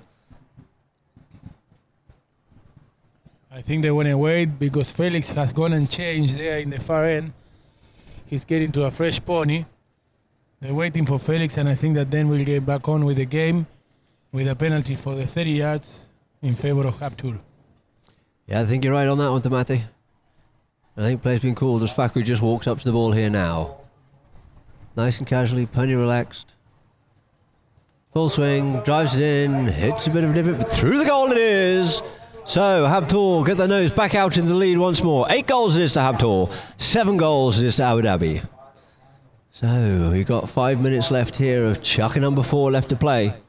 Each team trying to get themselves a bit of dominance on it, but nobody's managing to do so yet. See which way this next goal goes. And the lie of the ball from this line out. Ball bowled into play, comes out there on Abu Dhabi side. First onto is Capella. Capella reaches out on the near side in front of Faku. Comes up, looks over his shoulder, sees where it is. Dummies to come back inside, goes with him. But it looks like Faku's got the better of the ride off on that one there. Sends a driving shot up forward, but it looks like Capella's going to be first up onto this play. Capella in the near side, comes Faku, spoils his play. Pushes that one wide out towards the side. It is going to be... Sends it in, Dalman sends it back in there. Essian rather sends it up there for Solar. Solar might have got a bit of a nudge, but he keeps on going forward with the play, and through the goal it is. And there it is, goal there for Habtoor by Faku Solar, getting finally that 2-goal margin. 9 goals it is to Abu Dhabi. 9 goals it is to Habtoor. 7 goals to Abu Dhabi. First time in the game, Adam, that they take a distance of 2 goals on the scoreboard. Good pressure of Facundo Sola on that play on Alfredo Capella. He stole the ball of him, he hit it far, then he lost it, but then he happy has a teammate that passed him the ball back, and he was left almost alone to goal. Alfredo was trying to mark him, but he couldn't get away with it. Facundo Sola put the goal difference to 2. Exactly, so there we go, ball back into play, back to the line out. Min comes way over the top of that one there. It's sent out forward once there by Faku, but first onto it is going to be Min. Min didn't quite get the distance he wanted on it. It's picked up on the near side, back onto the 6 side there by Alfie. Alfredo Capella Barabucci sends this ball up forward here now. Capella goes with the driving shot, sends that one up there for Yabuni. Yabuni in hot pursuit of him there is Mohamed Habtoor with Yabuni. Yabuni going goal bound. Yabuni looking to put this one away. The goal shot comes in towards the goal, but it looks like it's gone out wide out towards the side. The backhand comes in, it's now cleared up here. And we get a whistle on the players. Donovan tries to make the turning play. Good defending of Felix Isain. He hit a back shot in the last minute, just in front of goal, managed to put an open back shot there. Facundo Sola turned to it, and I think it's a blow. The whistle is blown in favor of Habtoor from the spot. The player of Abu Dhabi obviously wasn't as quick as Facundo Sola. That's a big difference of having an Angolan on the field that turns faster than anybody else all the time, Adam. As much as a 9-goaler on the field, it's 9 goalless horses. The way he managed to turn, he managed to establish himself on the line, and once more Abu Dhabi found themselves with the momentum just coming up over the line rather than playing it on the near side, oblivious to the fact that Faku is there waiting. So just having a quick change of ponies is Faku, and so a couple of the Abu Dhabi boys, and then we'll get this match back underway once again with Habtoor in control of the play. 9 goals it is to Habtoor, 7 goals to Abu Dhabi.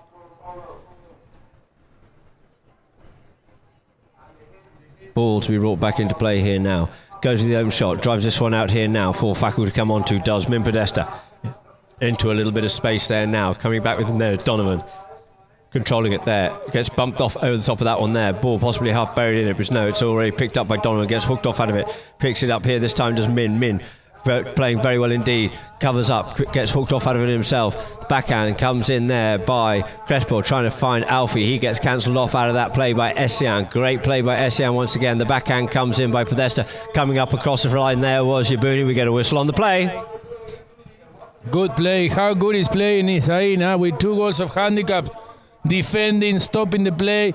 He's now already been a few chances that he's come back in defense, playing as a number 4 for a little bit, as a number 1 for a little bit. It's very good out of a player of 2 goals of handicap. Obviously, he's totally underrated. I think he's a fantastic polo player, and we can see much more from him in the next few years. Undoubtedly, though, I mean, Essian has been the big difference in all the matches that Habtoor have had. I would say every single game he's been solid, consistent, played well above his handicap, as is Min, as Faku, and as Mohamed too. But I think the biggest difference is Essian in this game. A great find here for this team, and well managed to put it together by Guige. So let's see where they go with this one here. We have a penalty for a 60-yard penalty in favour of Habtoor. Looking for Faku here now to extend that lead to 3 goals. 2 goals the difference it is now. 9-7 in favour of Habtoor over Abu Dhabi. It looks like we have an Abu Dhabi player on the field, but on his feet in the form of Donovan.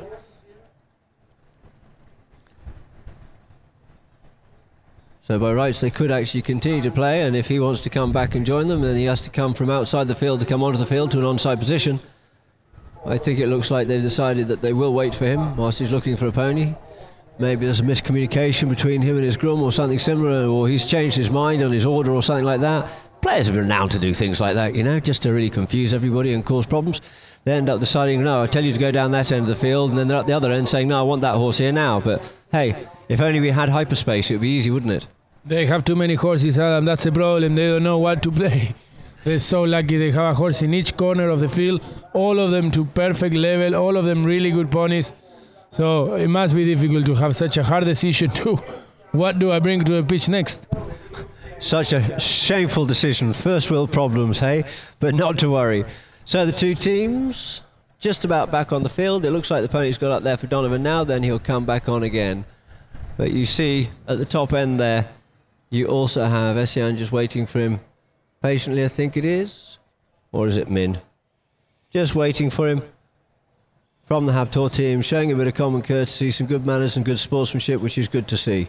We can see here on the screen, Adam, nowadays we can see the amount of people that keeps arriving all the way from Dubai to Al Habtoor Polo Club to watch this Bentley Cup and what is later going to be the final of the Gold Cup, Standard Chartered Gold Cup 2020.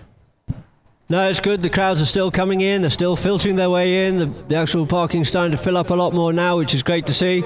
But I'm sure it'll be absolutely chock-a-block, wall-to-wall come the final.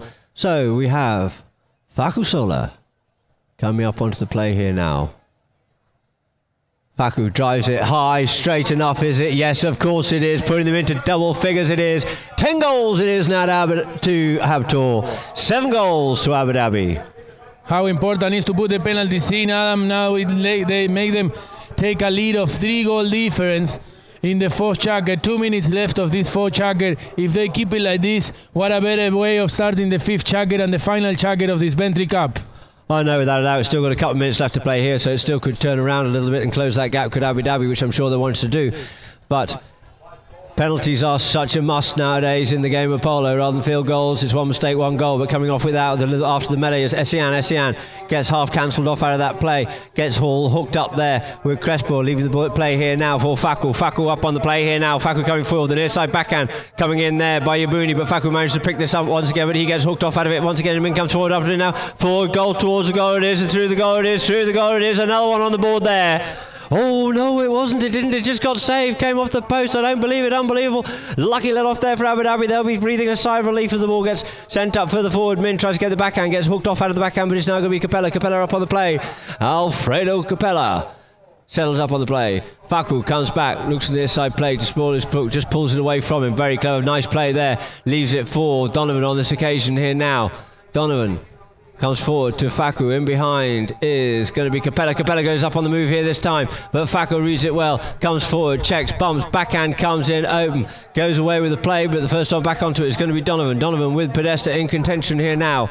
Donovan settles on it, turns the play, comes forward on it, got on-sighted on there to Min, leaves it now for Alfredo. Alfredo drills this one up forward here, trying to get up onto this one here now. Looks like it's going to be Yabuni. Yabuni makes a play, but we get a whistle on that play. Again, Felix coming back in defense. Adam, this guy is playing fantastically well. He's covering all the backside, protecting the back danger zone of Habtoor. Every time he goes back, he actually ends up with the ball hitting the backhander or claiming a foul like he just did now.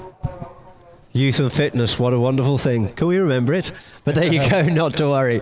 So, the ball's been placed down here now at about 45, 50 yards out there from the Habtoor goalmouth for Min Podesta to bring into play once more. Faku loose. Coming up to is Crespo, to Mark Min, to get him to unleash the ball. Does so, pushes it wide, out for Faku, settles on that play, comes under the neck here. Beautiful one-to-one play here now between Min. Faku back to Min again. Indicates now for Essian to go up further forward, comes back inside of Crespo, goes with the driving shot, lets the ball do the work, about the halfway line, but nobody, in the middle of the field, but nobody's up onto that one there. Trying to get onto it is Faku, but just closing that back door there was Yabuni. We couldn't get onto it, but the ball comes across the face of the goal here now for Capella to come away with this play. Capella, once again out towards the balls. Going with him is Essian. Capella and Essian just checks up a little bit quicker there. Does Capella on that play. Sends the boys up further forward. Goes with the driving shot. Beautiful shot there by Capella. It's a little bit wide out towards the right, and I think it's going to beam them out over the back line as the hooter goes. Lovely play there by Capella. Didn't quite get the angle to get it in one, but you'd have been amazed if he had put the goal from that distance. But just a bit too much wood on it for his own teammates to get to it. The end of this fourth jacket, Adam, with the goal saying 10-7 in favor of Haptur, 3-goal difference. We're going to be going for a couple of adverts and we'll be back for the fifth jacket.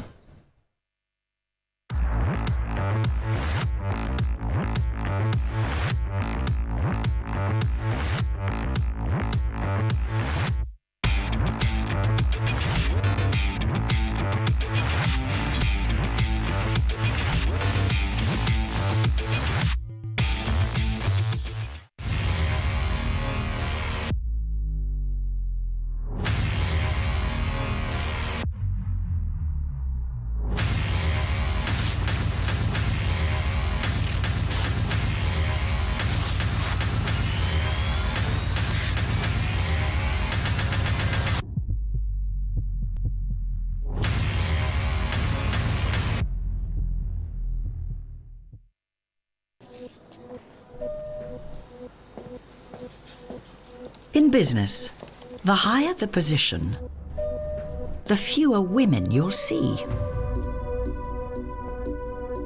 That's not good enough. So at Standard Chartered, we'll have women in at least 30% of our senior roles by 2020. Because we're not here for good enough. We are Standard Chartered, and we are here for good.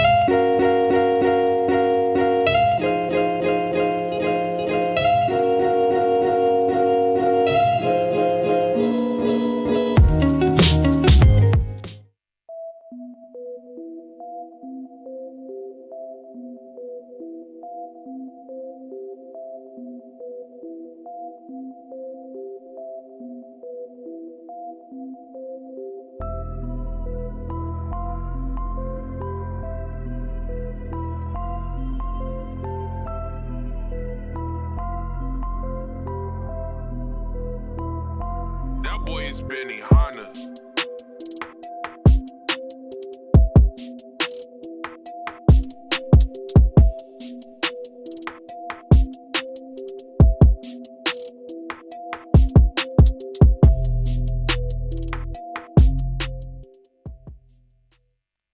Welcome back, everybody. We're back here live from Polo Live TV in Al Haptur Polo Club for the beginning of the fifth and last jacket of this Bentley Cup in between Haptur and Abu Dhabi. 10-7 in favor of Haptur, 3-goal difference. Adam, we have been watching a fantastic game, 4 jackets of the most amazing, extraordinary 18-goal polo. So what do you think the last jacket you think is going to be like? Well, let's see what Abu Dhabi can bring back and throw at Haptur. I'm sure they'll throw everything at them, including the kitchen sink, as the expression goes, including the baby. But there you go. But I think that Haptur have got control of this here now. But never say never, and commentators are all good at giving the curse, as it were to say. You say one thing and it goes the other. So we'll stay neutral on it, I think, but I think Haptur just might be able to control this one. So the ball brought back into play here by Min. Min brings the ball forward here now, being marked there by Crespo. Crespo just has to yield off that player as his pony just kicks it away, so it is Min once again. Comes under the neck. Didn't pick that one up clearly to Faku, but of course he managed to pick it up, gets onto a stick side, gets hooked off out of it there. Nice little play there by Donovan on the near side, taking it away there from Essian, turns around quickly, looks to unleash this ball, sends the ball out forward, but enough time for Essian to get back again. It is Donovan once more. Donovan gets his play spoiled a little bit there by Solar, but managed to flick it on. Solar says enough of that, thank you very much, and let's clear this away. Enough dinking around with the ball, let's clear it across the field out in some open space. Too much traffic over here. Up for Min, but Min has Crepo in contention once again. Gets pushed off over it this time, and it's going to be Solar. Sends the backhand out there. Backhand sent further there by Essian, looking to set up Min. Min comes up there in front of Capella. It's going to be the near side backhand there by Yabuni. Didn't quite get as much on it as wanted to do so, but it's going to be Essian coming forward up onto the play. Essian, Crespo just in front of you, but Solo comes up onto it, distracting the players. It is going to be Essian sends it forward one more time up towards the front door. Doesn't quite have the legs to go quite as far as you like to do so. A little bit of a backhand, but it's left there, and Solo just comes in and flicks this one in towards the goal. It just goes wide. Good attempt from Haptur to stretch that difference even bigger to make it 4 goals, but they couldn't manage to finish it off. It's all about pressure. Pressure equals points, and there it is. Alfie comes up with this one here, decides enough of that running with the ball. Let's just drive it up over the halfway line, which is where it lands, over the halfway line. But first back onto it is going to be Min. Min Podesta up on the play here now. In behind is Faku, but it's going to be Min. Goes one way, you get Donovan, tries to come up onto this play. Donovan does so, his backhand gets stopped there by Crespo. Crespo reaches back and steals that play here now after the hook on Faku, but Faku says, come on guys, enough, I want my play, I want my ball back please. Sends it up forward here, this time up towards the middle of the field, looking to get up onto Min, but in comes Yabuni to try and get the hooking play. Min just keeps a short shot, keeps the bouncing ball moving forward a little bit further, but it's going to be Yabuni, sends this one up this time, can't come onto that play.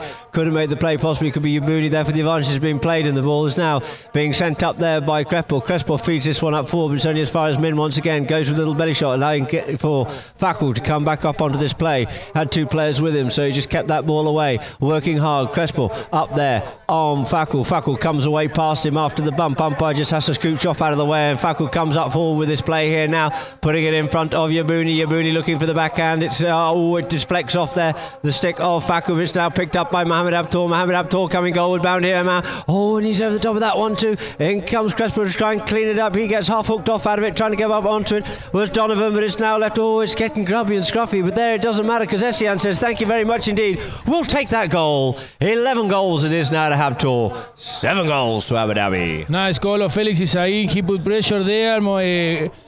Facundo Sola was putting a lot of pressure there. They managed to steal that ball from Alfredo Capella. Mohamed had a go at it, and then the ball got left in behind, and Felix was coming strong, and he tapped it in. He put it through the post to make this difference. 4 goals difference. The goal is never scored until the flag is waved, so it's all about keeping the pressure on and never assume. We just get a whistle on the play here, as I think someone's just quickly changing ponies. I think Min's looking to change as well. They've got the majority of the Abu Dhabi team off changing, so common courtesy, the umpires have asked, or have been asked, to actually blow the whistle to give them a free change. A free change it is. We've got 3:46 on the clock, and 7 goals it is Abu Dhabi. 11 goals to Habtoor in the white shirts here this afternoon. I'm going to take this opportunity, Adam, to tell everybody that they can follow us for Polo Line OK. They can follow us also in Facebook with Polo Line Int, and they can follow us on Polo Line at Twitter. And also, the people that is watching live from all over the world, we want to give us a big hug to everybody, send them our best wishes, and I let you go back to this 5th and last chapter of the Bentley Cup. So there we are, the ball gets bowled into play. Faku comes away with it here now. Faku goes with the next shot, puts that in his place, didn't quite get the angle he was looking for, possibly, but it is going to be Alfie onto this one here. Essian with Crepo in there. Alf Capella turns back inside, looking for it as Essian goes the other way. You see Crespo being told to go and look after Essian. Drives this ball up further forward here now. Comes forward up onto it. Trying to get onto it was Yabuni and Mohamed, but Yabuni couldn't quite get the clear near shot. But it's going to be Mohamed Abtor taking it across the field here this time. Mohamed Abtor once again takes it away across the field, but it's now flicked away there by Donovan, hooking out the play. First up onto this one. Donovan managed to retain possession of this play here now. Donovan turns, tries to turn down the side of the boards, gets hooked off out of it. The ball here now left. Pierre's just going to have to yield off that one as Donovan goes up forward. Donovan standing over the ball, drives this one up forward, sends that ball up forward in towards the goal it goes, but it just goes wide. In fact, it was big Alfredo Capella making the driving shot, so the ball over the back line it is. Couldn't quite find the goals on this occasion here now, and we have Fakul Sola and Habtoor to bring back into play once more. Fakul brings it forward. See, Donovan comes back on, but he can't make a play because he would have been in an offside position, but in comes Kreppel to try and make Capella goes in to make the play, couldn't create the stealing shot. Fakul just coming down the field here now, nice and casually, but he knows he's got Capella sitting waiting, goes with the open shot, ball gets a bit of a bounce, couldn't quite get the shot he was looking for, but back onto that one as quick as a flash. But it's going to be Capella to come back away with this one here this time, and he unleashes the ball up the field here. Capella's ball only as far as Pedestra. Crespo trying to get back in contention. The backhand wasn't as clean as he might have liked, but Essian sends that one nicely wide, picks the ball up in the air. There does Capella, eye of an eagle, sends it forward. What a play, because otherwise Fakul was gone, he was away, but it's going to be Capella. Oh, and he leaves it behind and picked up beautifully here now by Fakul, over the top of it too. Oh, boys going over this ball a little bit here this afternoon. It's now left there for Capella, goal bound. Capella. Oh, and he goes with the driving shot in towards the goal, and it goes wide.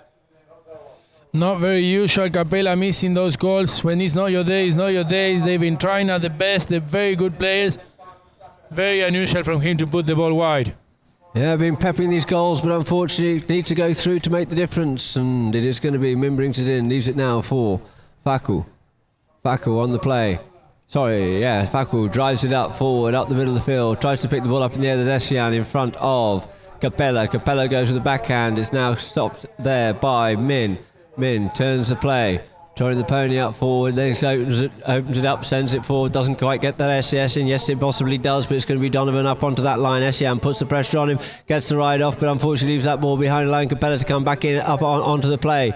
We have 50 seconds left here and 4 goals is the margin. It is going to be Yabuni coming forward up onto this play here now. Yabuni drives it forward, but he seems to have yielded off that one there, and it's now going to be Mohamed Habtoor come up onto the play, makes a turning play. I think Yabuni was hoping to make the backhand and see if he could intercept it, but it's Mohamed Habtoor heading towards the goal once more. Mohamed Habtoor coming forward up onto this play, but now picked up here by... And there it is, ladies and gentlemen. I think the hoot has gone, and that is it. The end of the Bentley Cup 2020. Running out the winners, Habtoor 11, Abu Dhabi 7. The winners of this Bentley Cup, Habtoor, they did fantastically well. The 2020 Bentley Cup, we have a winner, and the winner is Habtoor, 11-7, on top of Abu Dhabi, that came as a runner-up of this Bentley Cup. We have the winners of the 2020 Habtoor Polo team. The owner, Mohamed Habtoor, with Felix Zain playing as a number 2, Martín Podestá playing as a number 3, and Facundo Sola playing as a number 4. All them managed to beat Abu Dhabi and take this 2020 Bentley Cup. So, congratulations, of course, to Habtoor.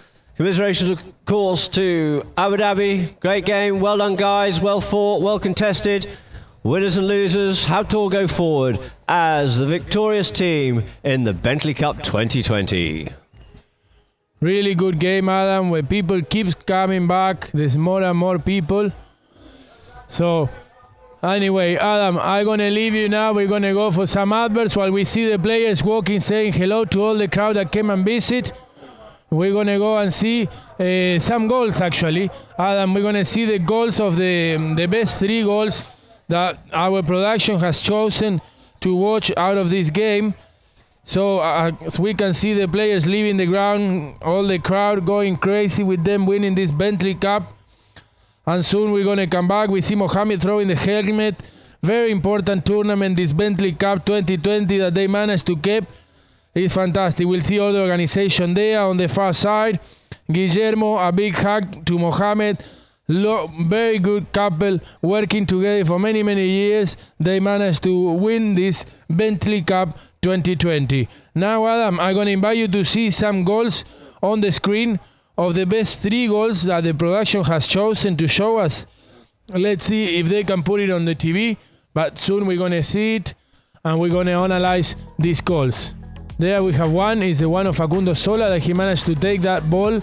He tapped it once, twice, he's getting the pressure of Donovan. Donovan cannot catch him, and then he managed to put that goal through the goal with not much of an angle, but it was a hell of a goal.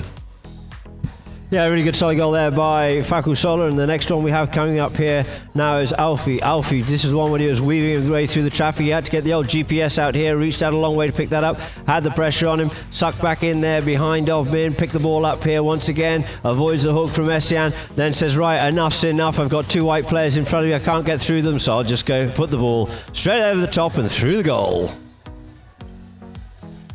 Good goal, and here we have another goal. Who's that? It's Alfredo Capella running away from Martín Podestá. He's running away. Martín cannot reach him.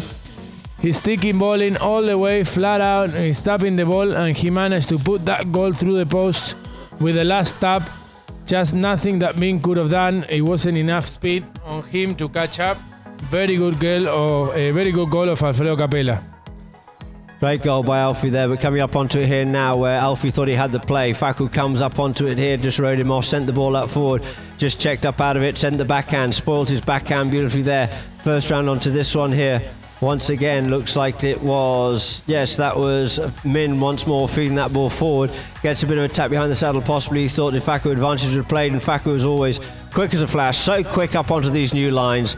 They just think quicker, these 9 and 10 goalers, don't they? They turn faster, they think quicker, and that's why they're better, and they're better mounted as well. Okay, now we can see there the Haptur group taking a team picture, celebrating this Bentley Cup 2020. I can see the smiles in the faces. They're all hugging each other, celebrating for what it was a fantastic tournament for them. Really good achievement from all them. We can see there Guillermo talking with Facundo from the far side. It's a very nice image. They're talking about the game, discussing what they did wrong, what they did well. Obviously, it wasn't much. It wasn't much of saying that that to do that they haven't done right. But here we go with some stats, Adam. We have Abu Dhabi with 2 field goals, and if you look there, the difference: Haptur have scored 7 field goals. The throw-ins 8 in favor of Abu Dhabi, 11 in favor of Haptur. Fouls in favor of Abu Dhabi 8, and for Haptur 7. We didn't have any yellow cards, so the boys have been well behaved. The penalties, out of 6 penalties, Abu Dhabi scored 5, and Haptur, out of 4 penalties, they managed to put them all in. Safety penalties, 1 in favor of Abu Dhabi, but it went a bit wide. Well, the stats say everything there. The throw-ins are so important. Keeping control, not giving the penalties away, and converting your penalties. It is essential. You can't let these opportunities go by. It's the difference between a win and a loss. Okay, Adam, I'm going to leave you now. We're going to go for some adverts, and we're going to come down. We're going to go through the field, and we see if we can interview somebody. We're going to have Andres walking around, finding some famous people to talk with. So don't leave. Keep everybody alive. We're going to be live streaming from Al Haptur Polo Club, and we're going to go down to the field to join the people and have some interview with Andres after these adverts. Thank you very much.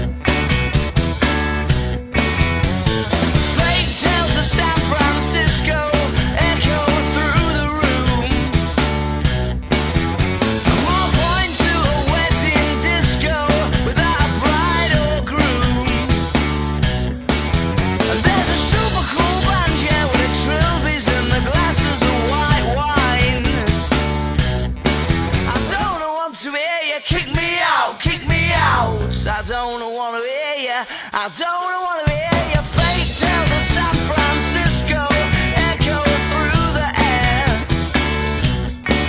And there's a few bored faces at a black hole wishing they weren't there. And as the microphone squeaks, the young girl's telephone beeps. Yeah, she's dashing for the exit. Oh, she's running.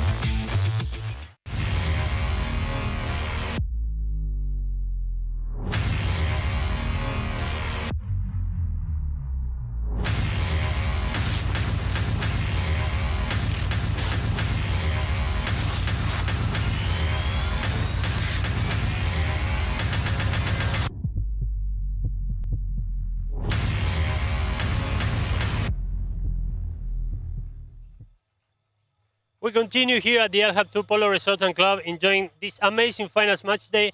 And now we have the opportunity to speak to Ali Hamad, head market of the private banking Standard Chartered Bank. Well, Ali, welcome to this amazing event. This is the first time for the bank being naming sponsor of the competition. So how has it been for you so far?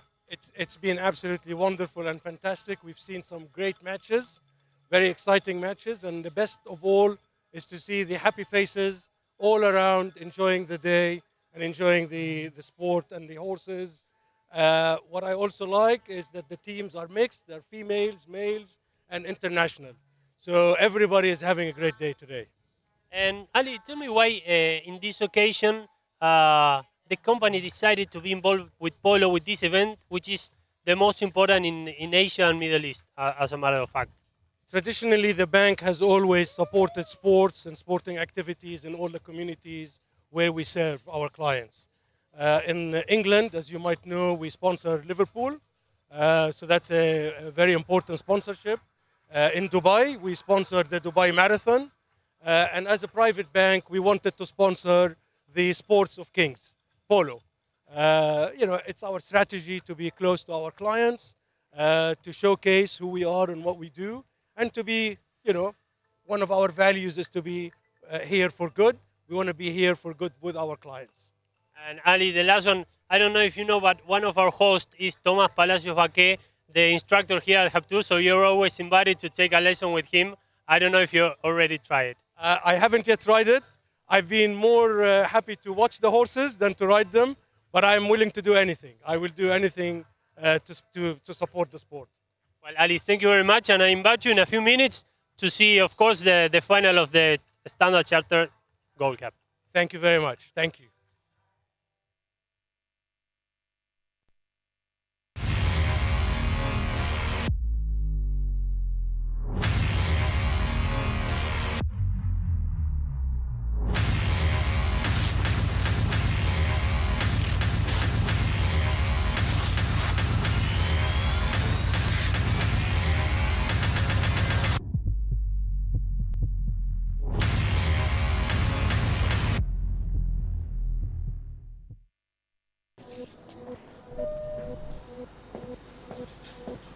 In business, the higher the position, the fewer women you'll see. That's not good enough. So at Standard Chartered, we'll have women in at least 30% of our senior roles by 2020. Because we're not here for good enough. We are Standard Chartered, and we are here for good.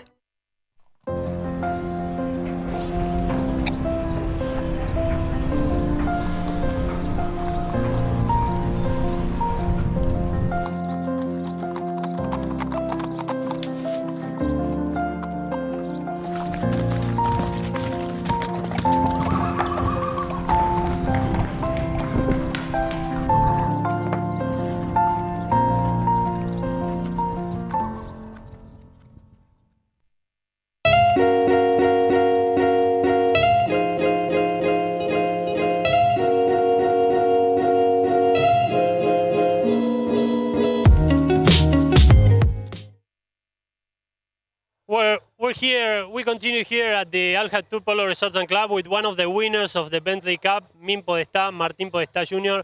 Well, Min, a nice way to close the participation of Captur in this Gold Cup, winning the Bentley Cup, right? Yeah, it was a tough game. It was nice to win. And okay, let's enjoy. Was this your first ever time you came to Dubai, or you came before? I came 4 years ago with Zidane for 1 month to play the President Cup, and this is my first time on the full season. And one more, tell me about your relationship with Facu Sola, because you have played a lot with him in England, also here, so I guess that you know each other when you go and play match very well. Yeah, we know really well each other. We've been playing since the last 3-4 years in England. So it's more easy when you go on the field. It's easier to play with someone you already know. Well, Min, congratulations for the win at the Bentley Cup, and see you later in the field. Thank you. Min Podestá.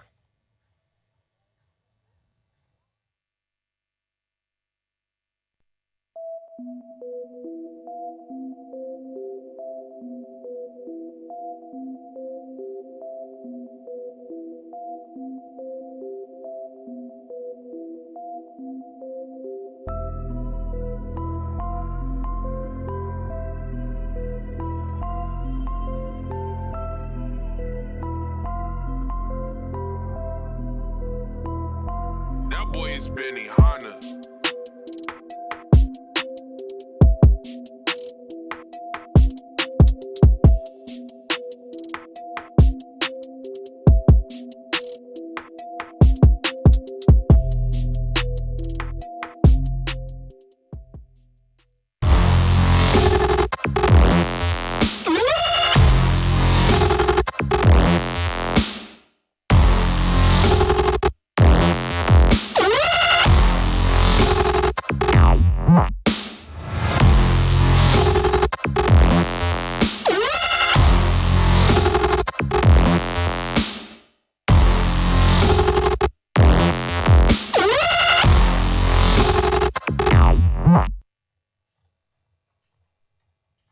We continue here at the Al Habtoor Polo Resort and Club, talking to some friends. Ali Muhammad, it's always great to catch up with you. First ever time we catch up here at a polo game. I don't know if it's your first ever time coming to polo. Yes, actually, this is my first time attending an event like this, and I must say that the venue and the atmosphere is absolutely phenomenal, beautiful. It's my first time to polo, and so far I'm enjoying and having the time of my life. I don't know if you know, but our host, Tomás Palacios Baqué, and of course all the people that we have here as friends, I think that they invite you already to take a lesson here, so you know that you're always invited. Thank you so much. I will definitely look into it. And one of my phobias as growing up I used to be scared of horses, but I think now it's time to change that. And did you have the time to take any selfies or pictures with the players or the horses? Not the players or the horses, but I have taken a lot of selfies about the resort and the venue and the place and at the lounge. It's beautiful. And now hopefully with the horses too. Well, Ali, I invite you to stay to watch the final, and to you everybody, stay there, because in a few minutes the great final of the Standard Chartered Bank Dubai Gold Cup will be here live on Polo Line TV.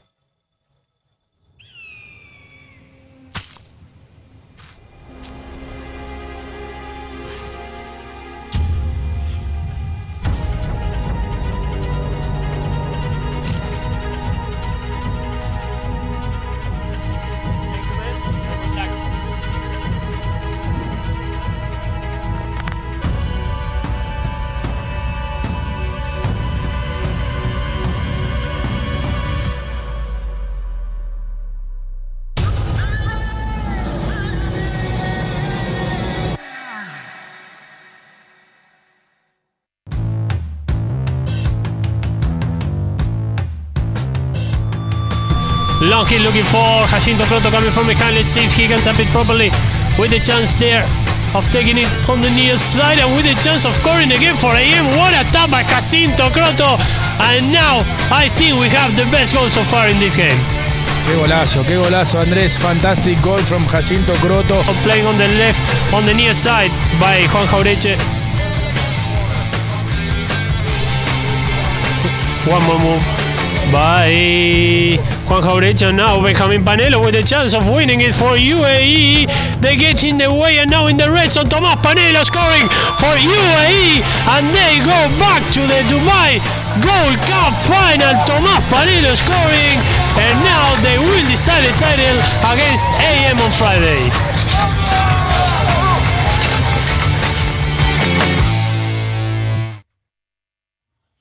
Welcome back, everybody. We're here live again from Polo Live TV from Al Habtoor Polo Club. I'm here with Adam Snowden, and we're about to do the final of the Gold Cup Series Standard Charters. We can see the place is crowded as much as it could be. We can see the band there ready on the screen, ready to play the national anthem. We're going to get ready. Everything is starting to get shape. The players are starting to warm up. They obviously have their personal trainers. They're all there. The two teams for today's final is UAE against AM UAE. For the side of UAE, we have Sheikha Meza, Benjamin Panelo, Tommy Panelo, and Tommy Beresford. On the side of AM UAE, we have Sheikha Alia, we have Ignacio Acuña, Santiago Cernadas, and Jacinto Croto. Two very competitive teams. Also, very, very good, both of them. One of them, 16 goals of handicap. The one of UAE have 2 less goals than AM, but obviously, nevertheless, they managed to put themselves in this final. We're going to go quickly with a video of how each team managed to put themselves in this final. And then we're going to go with the band, the national anthem, and more of this fantastic event here in Al Hab Tour. Here is the video. We see a couple of plays of Tommy Beresford, the back of UAE Polo. We'll see fantastic players, 6 goals of handicap, playing at top level. This is one of the good goals that he has done through the tournament when they managed to beat Bangash 13-8. Okay? Again, Tommy Beresford on the screen on the game that they managed to beat Sedan 10-7. There is Tommy Panelo there. And we'll see there with a beautiful neck shot, put this goal through the post for them to get the victory over Sedan. Here we have a goal of Benjamin Panelo. That is actually the youngest player, 4 goals of handicap. Totally underrated because, to be honest, he's been playing like 7 goals. Tomás Panelo, his brother, 5 goals of handicap, also fantastic player. Also underrated, very good player. This is Benja there trying to score a goal, and then it's his brother Tomás always there to back him up, almost coming off his saddle, but these guys are giving the 110% in each game to manage to put their teams in the final of this Standard Chartered Gold Cup series. We're back here with an image of the band, the people, the players are sticking bowling. Everything's starting to get shape. So we're going to see in a couple of seconds a video of how AM managed to get to this final. Here we can see them warming up. Nacho Acuña with a very clear white and red helmet of River Plate that he likes. Here we can see on the screen when they're playing against Wolves. That's Jacinto Croto on the screen.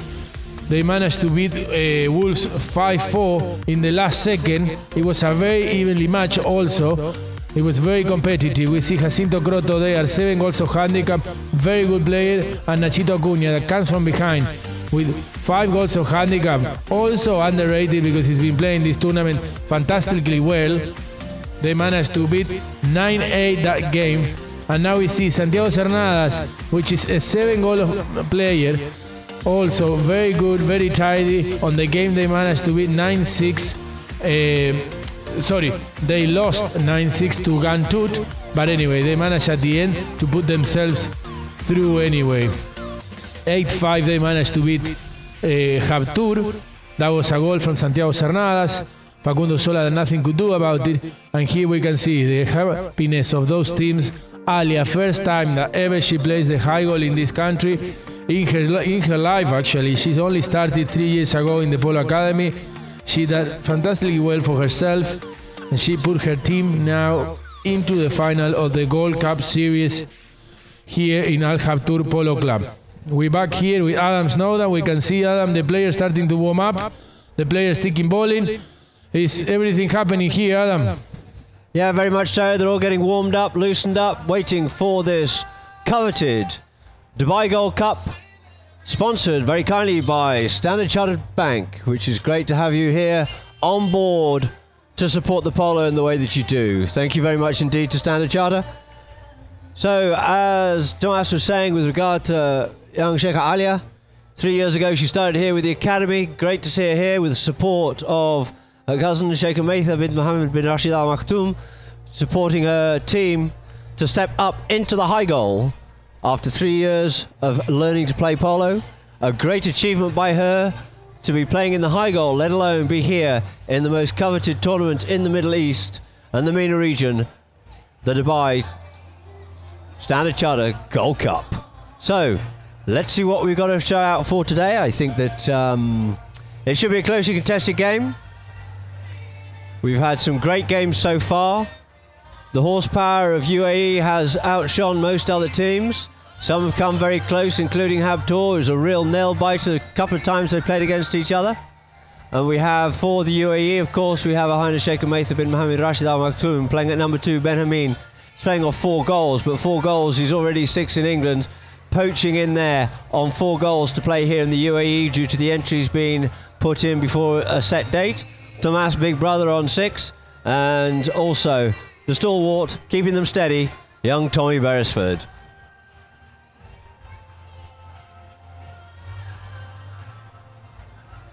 Saying with regard to the UAE, AM UAE team, been great to see these guys out here doing as well. Sonata's being mounted. You have Sheikha Alia up there at the number 1, has really risen to the occasion, gone from strength to strength. Great character, great to see this young lady playing here in this polo. Playing at number 2, Ignacio Acuna, played a number of times with the UAE out of the UAE camp. Santiago Sonadas, always a player that's a pleasure to watch. Great player, very exciting, very intense. Hell of a skill. And at the back door, keeping the door closed, of course, is Jacinto Grotto. Grotto, going from strength to strength. I think it's the first time he's been out here in the UAE, but doing an excellent job here with this AM UAE polo team. AM UAE will be playing in the blue shirts, and the UAE, the Sheikha Maitha, will be playing in their white shirts here this afternoon. Adam, fantastic atmosphere, the one we have here today. The people keep arriving. There's more and more cars. We can see all over the place, full of people here. There's kids, families.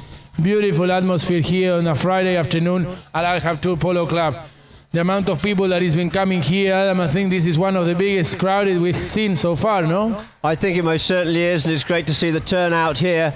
There's so many other events going on here in Dubai. The support for polo is going from strength to strength, and it's great to see that people enjoy their day out, and it's not just for people who want to enjoy the music you can hear in the background and the partying going on. There's a lot of entertainment put on for the kids as well.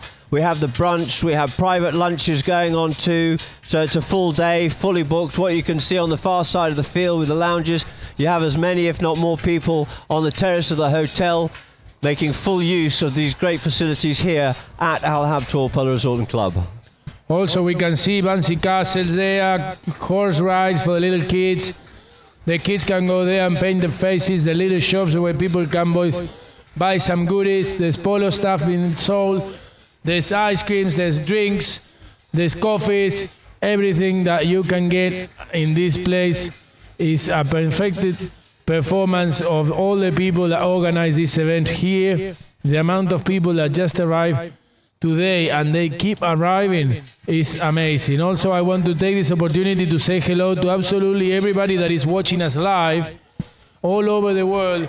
We have so many followers on Facebook, on Instagram, on Twitter.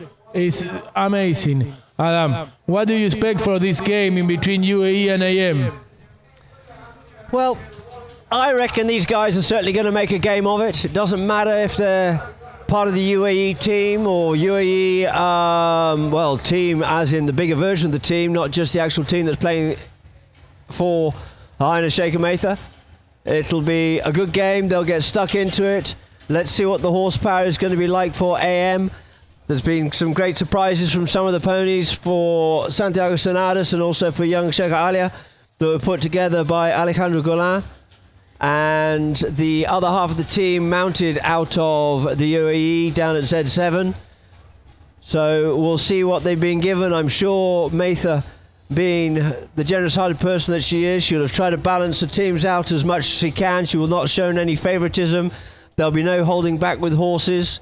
And I think it's going to be a good game. I think it'll be a very good game indeed, but the AM UAE team are going to have to really use their brains a lot and try to control the game and try and control the plays, because we know the Pinello boys are going to be running fast. They run fast, they run hot, and they are great talents.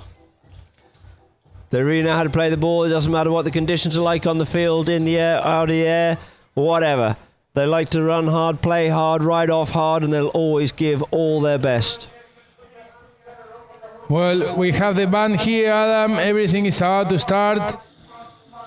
The band is going to play the national anthem here. You obviously seen him before many times. You've been here many, many years. We can hear now to the band in the middle of the field. They're getting ready, getting prepared.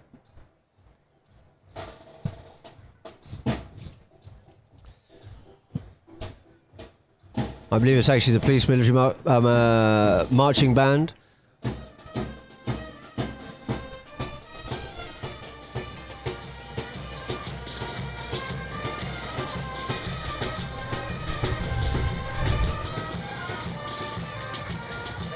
It's a wonderful spectacle to have these out here, sort of combining the pomp and show of polo, which is great to see.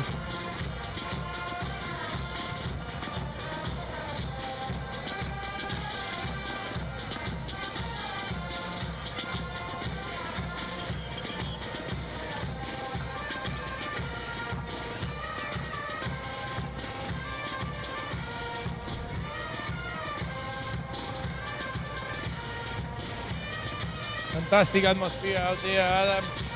We can see so many people enjoying themselves, families, kids. The players are almost ready. They're getting ready for this final in between UAE and AM UAE. It's going to be a good game. We're all very prepared. We can see the people working on the field, rolling the field. The field in fantastic condition after 5 checkers that we just watched of this Bentley Cup, which Habtoor managed to win and take home this 2020 Cup. We see the stage of the field and it looks like nothing happened, Adam. Yeah, the final preparations being done to get the main match underway. The Standard Chartered Gold Cup, which should be great. Should be a good, highly contested game. As I said, they've got to turn around and actually use their brains an awful lot. I think the AM UAE team have to do so, and I think they will do. Be interesting to see how Santi's got the boys lined up here for this afternoon. They're all starting to make their way out towards the Bentleys and have the same ceremony as we had before, with the teams coming in, being led in by the Bentley cars. I want to also to invite all the people that is following us on Instagram in @PoloLineOK, on Facebook on PoloLineInt, and also on Twitter on PoloLine. So guys, feel free to contact us. The amount of people that WhatsApp me and sending messages to say hello, to send kisses, to send big hugs, supporting us from all over the world. Please don't doubt on contacting us, sending messages, follow us, the live streaming. You're more than welcome. And if we have time, we're going to try to fit you all in and send you all your best wishes. Be great if you could just send your messages in. Nice to know you're out there. And if we can, we'll try and give you a shout out for your kind support here on Polo Line, watching us live in Dubai, the United Arab Emirates. So as the marching band keeps on moving forward, Santiago Sonadas just having a final stick and ball before he'll make his way back to the goal mouth. Sheikha Matha going back up there now. I was just having a quick chat with the umpires down this end. Nacho Cunha on there as well. We've just got the final touches and a few people just leaving the field now. What are your predictions, Adam? Who do you think is going to be the winner of this game?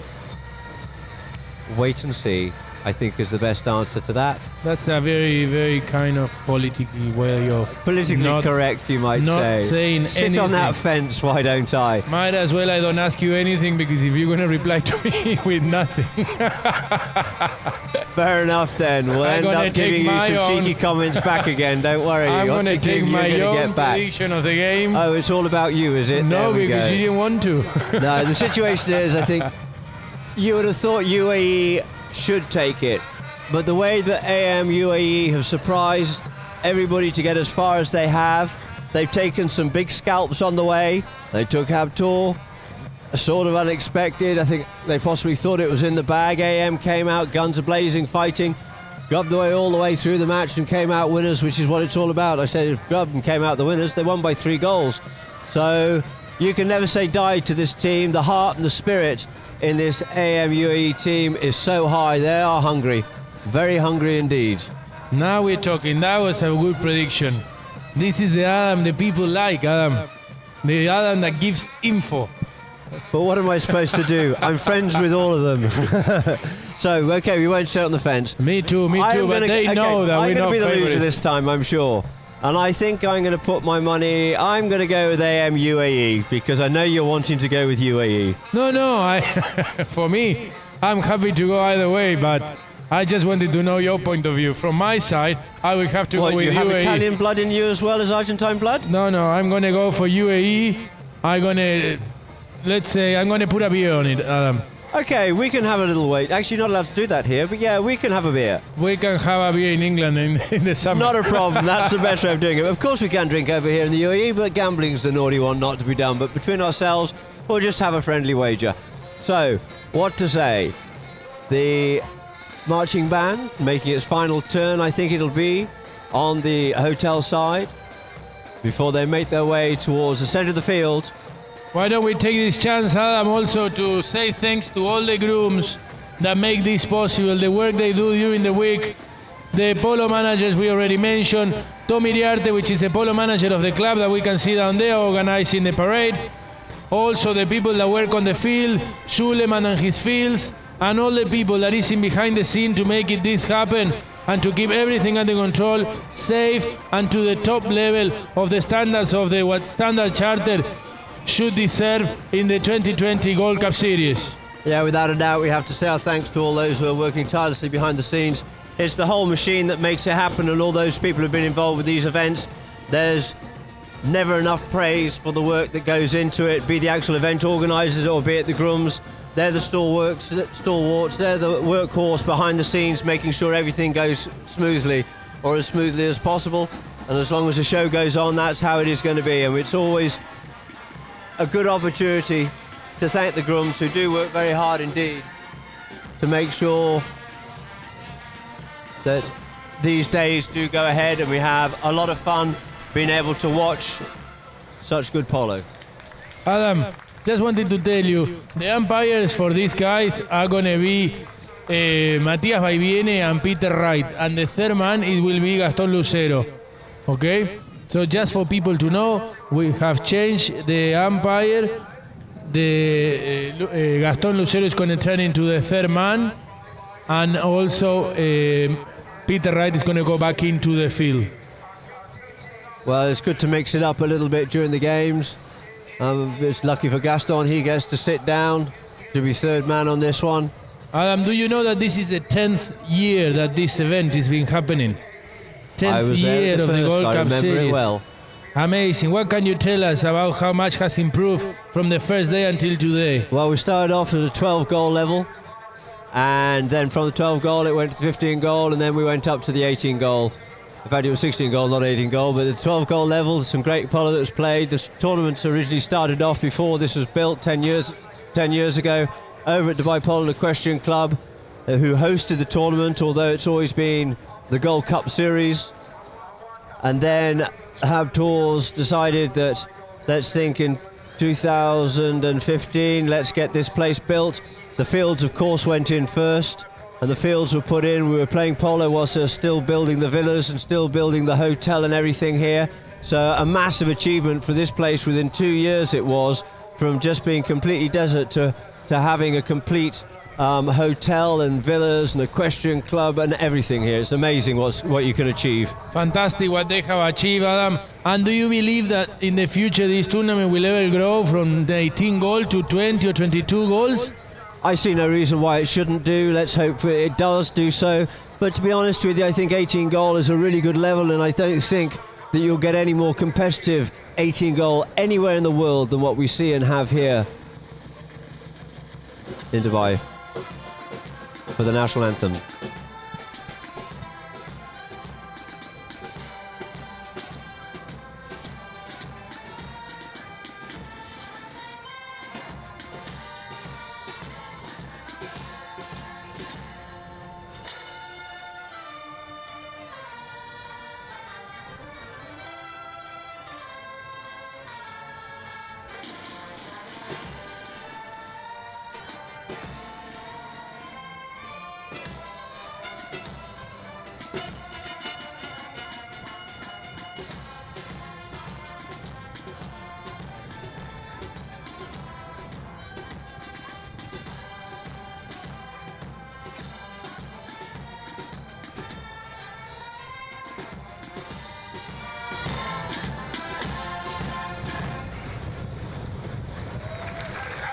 So thank you very much indeed. Just one quick shout out here from Mr. John Bamford, whose birthday it is today.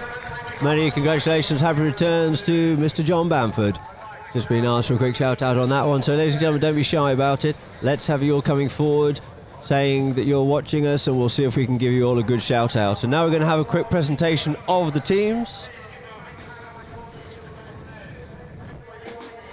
Playing in the white shirts for the UAE team is Her Highness Sheikh Maitha bin Mohammed bin Rashid Al Maktoum. Playing at number 2 is Benjamin Panello on 4 goals. Playing at number 3 is big brother Tommy Panello on 6. And also on 6 goals at the back door there is Tommy Beresford.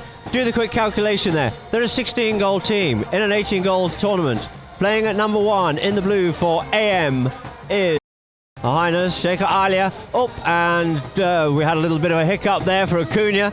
Didn't like the cameraman on that one there, nearly unseated himself, would have been a little bit embarrassing. Playing at number 2, at number 3 is Santiago Sonares, and at the back door is Jacinto Grotto. Everything ready, Adam, everything ready. We're going to have the umpires again. The umpires for this game are Matías Babien and Peter Wright, and the third man will be Gaston Lucero.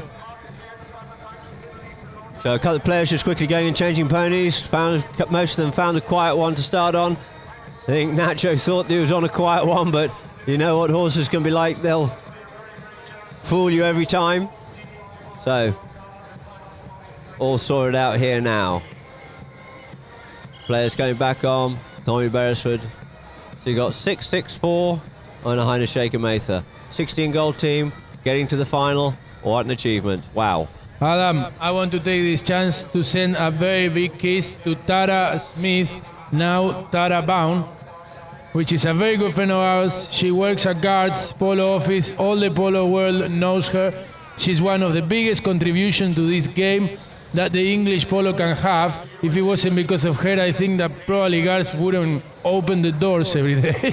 She certainly is a stalwart, and happy birthday to you yesterday, Tara. Hope you had a super day. I was spoiled rotten by Timmy, your new husband. Yeah, I know they're watching it now, Adam, so let's send them a big kiss. Hope they're enjoying. I'm sure they're enjoying the English weather. We here enjoy the Dubai weather. You think you're so funny, don't you, Tommy? I'm sure they're not enjoying it at all. Poor old monkeys messing around in the arena at the moment. It's good to see you out here last month, and great to have you out here, the pair of you. Lovely to see you both.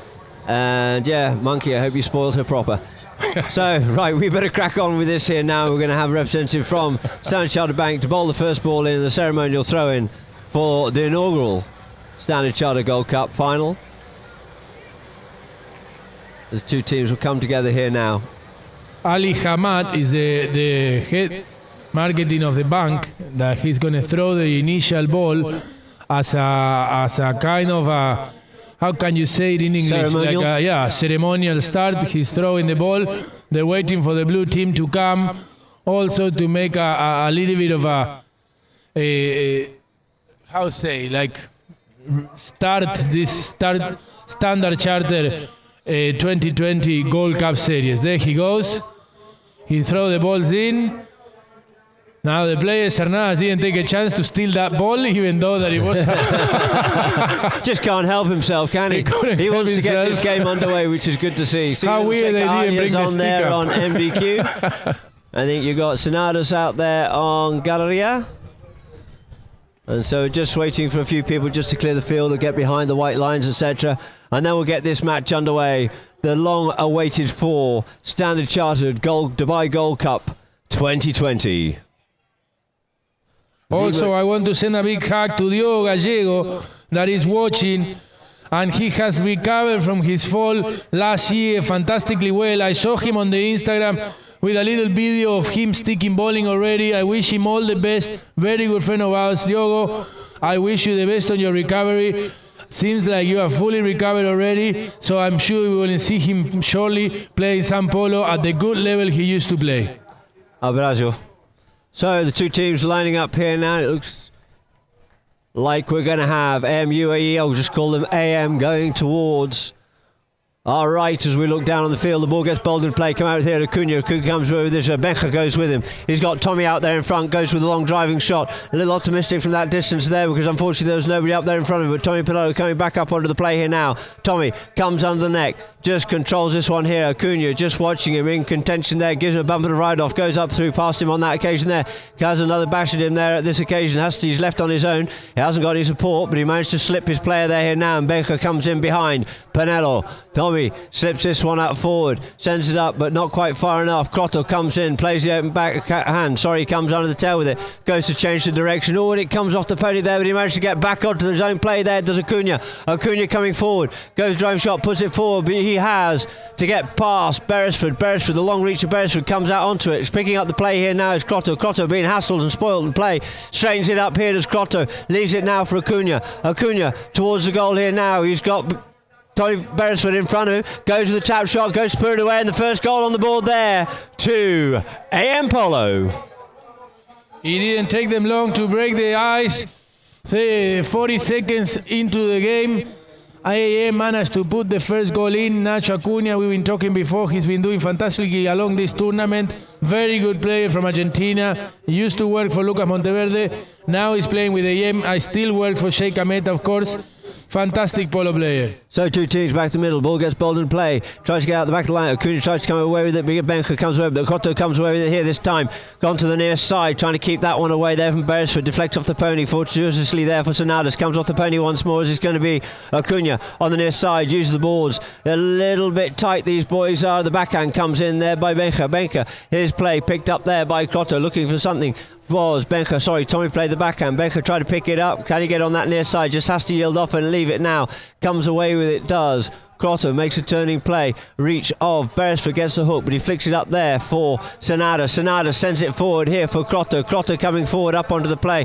Crotto, hook comes in by Beresford. It's so difficult to avoid that long reach of Beresford. And the backhand comes in by Benja, unleashing Tommy. Tommy coming back here now, up over the halfway line.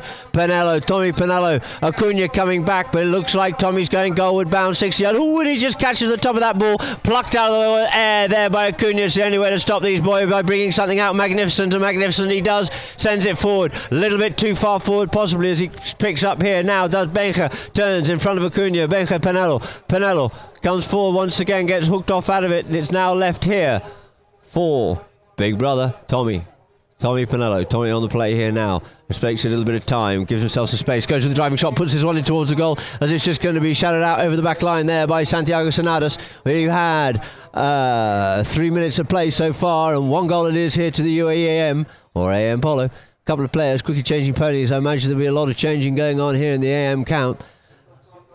And it is going to be Sonadas to bring it back in. No, Crotto's bringing it in as Sonadas has quickly changed. Sonadas goes out into open space at pace, goes with the driving shot, pushes him up, doesn't quite get the distance he was looking for on that one there, but it's going to be Beresford. Gets a bit on that one there, leaves it now for Benjamin. Benjamin sends the play up now for Tommy Pinello. Pinello on this here now, drives this one in this time. Didn't put the massive amount on it, but just enough, but it gets stopped there. Pinello comes in. We have a bit of discombobulation and fluff in front of goal, but they've finally put that one away.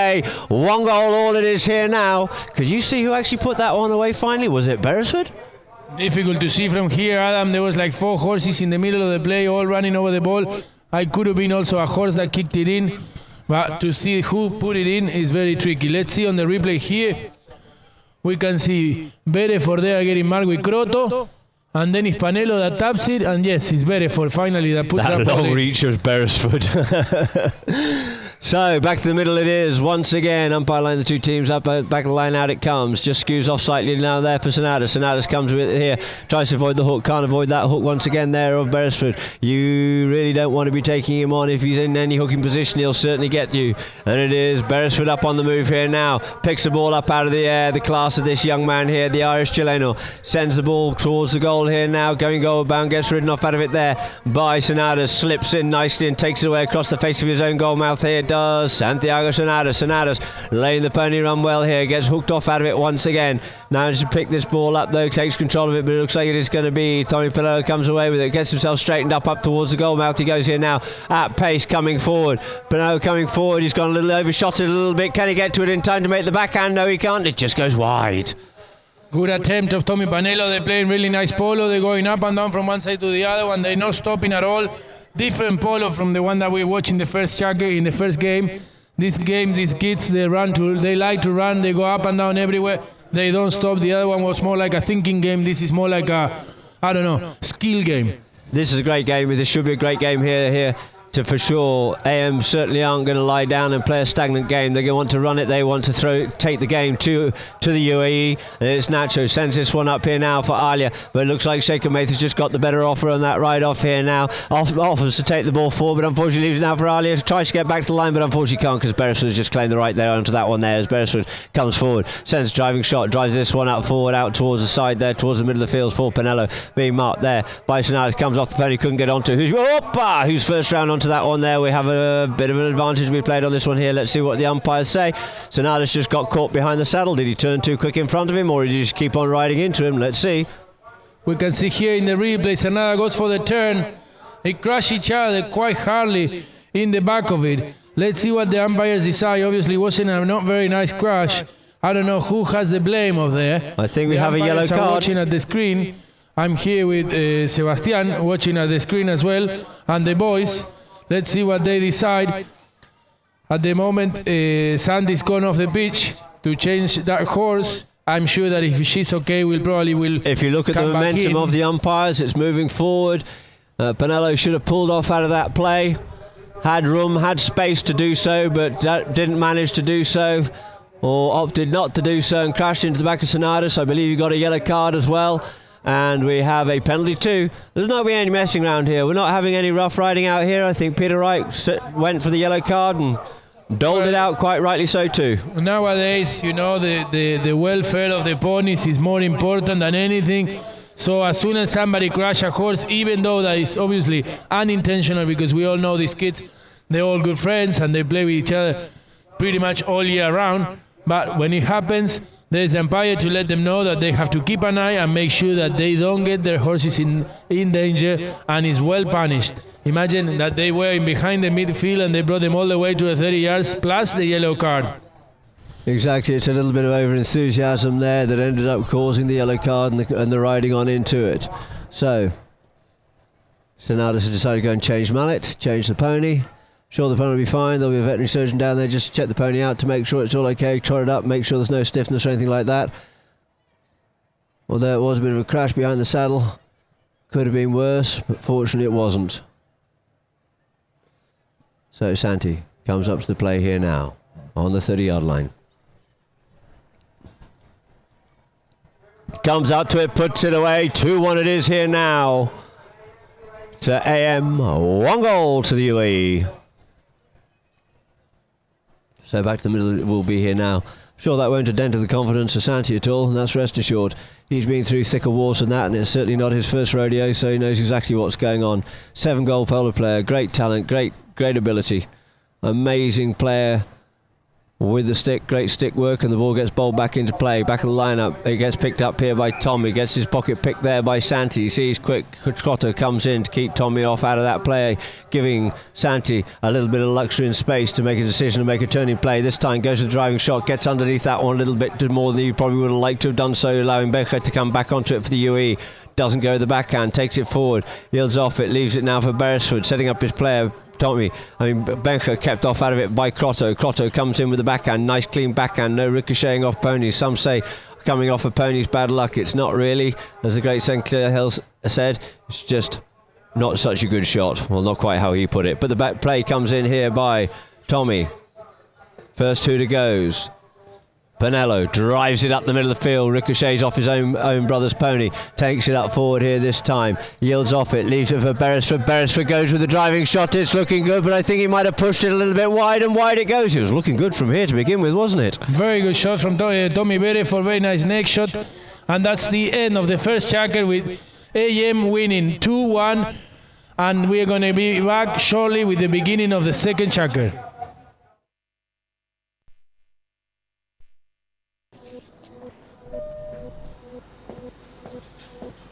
In business, the higher the position, the fewer women you'll see. That's not good enough. So at Standard Chartered, we'll have women in at least 30% of our senior roles by 2020. Because we're not here for good enough. We are Standard Chartered, and we are here for good.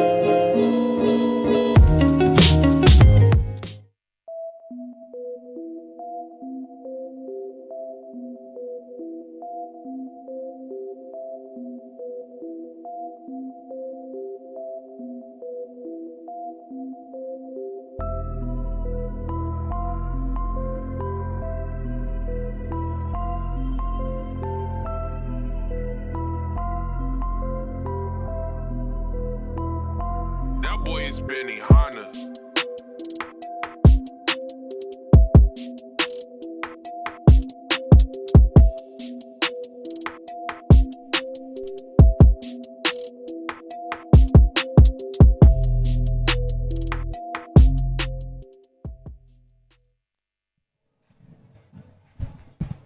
Here we are back on live in Polo Line TV with what is the Standard Chartered 2020 Gold Cup final. Okay, the score marks 2-1 in favor of AM. UAE is going to come out there, try to get that difference back and tie this game. The game is going to restart from a hit in from the back line in favor of AM. And I'm going to leave you with your amazing commentator, Adam Snowden. Why, thank you very much indeed, Tomati. So the ball's been placed on the back line where it went out of play. 2 goals to AM, 1 goal is to UAE. With Crotta to bring the play in. Acuna goes one way, darting and cutting the other way here. Comes on the near side, beautiful play there by Zahar. Alia gets hold of this one here now. In comes Shaker Mather with the backhand. Nice clean backhand by Mather. Backhand changing the direction, comes off the pony, trying to get up onto this one. Here's Acuna, but slipping on in front of him there is Beresford. Beresford comes forward with the play here. Being marked there by Acuna on Fermeur. A lovely little grey mare who's grown from strength to strength this season under the tutelage of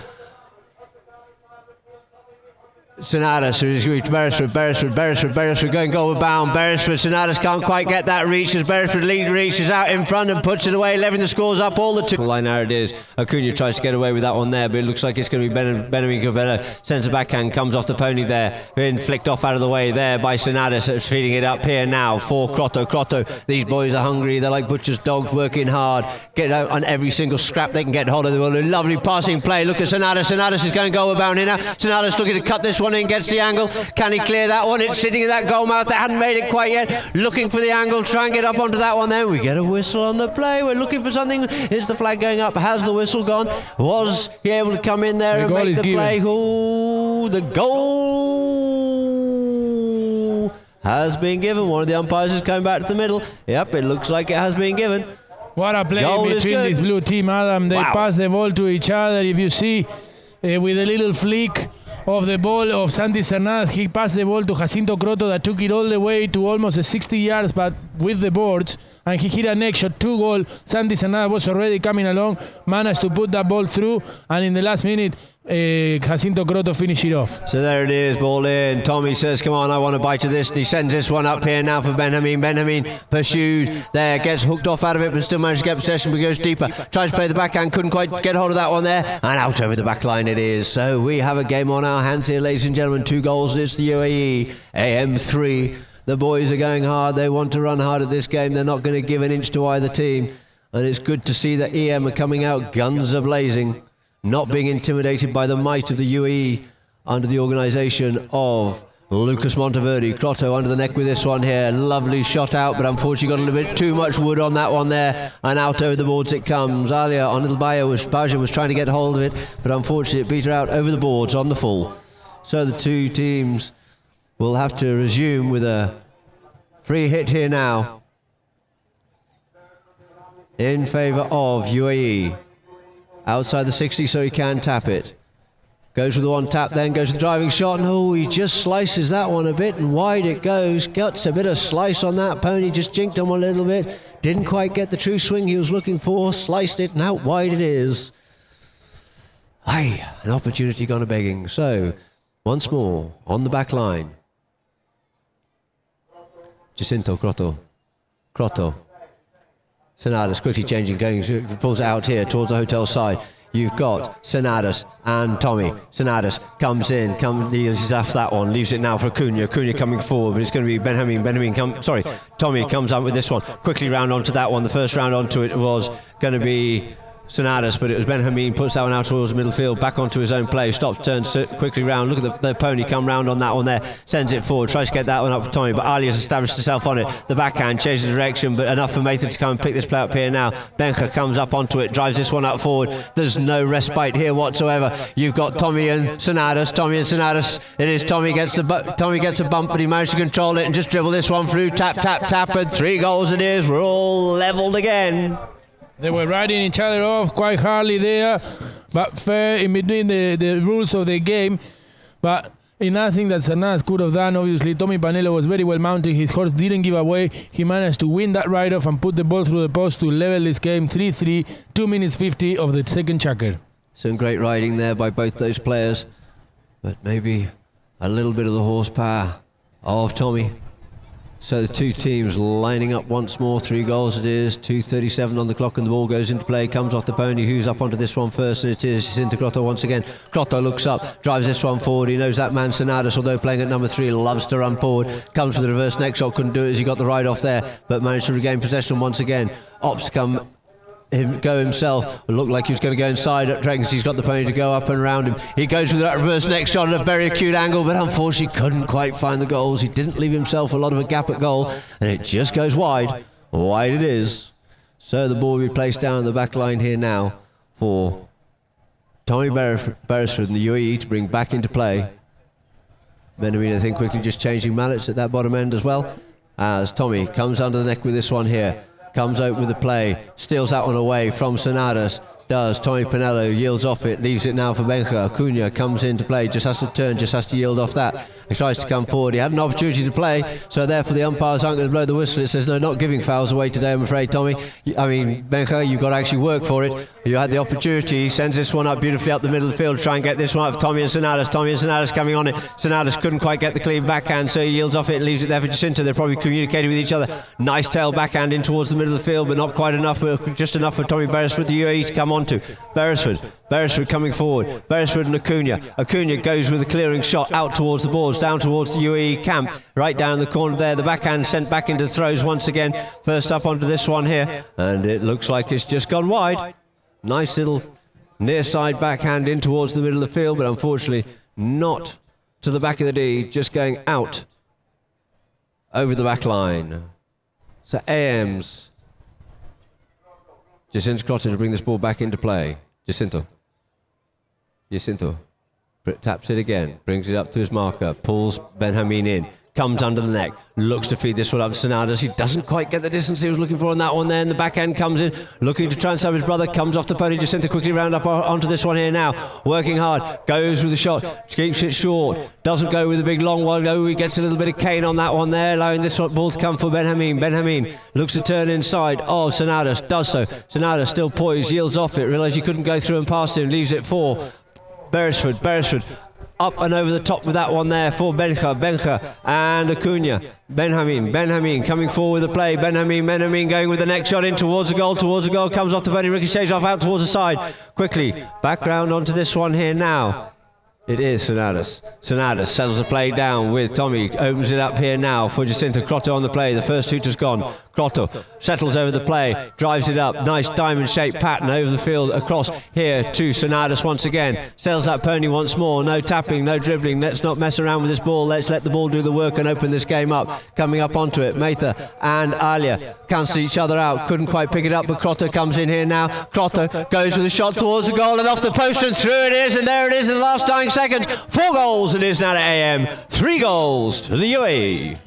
Nice game, nice checker, very good, very competitive, very similar teams, the way they're playing open polo. Very nice way to finish the second checker for AM with a beautiful goal off the post from Jacinto Grotto. We're going to leave you for a couple of seconds and we will be back with the third checker shortly.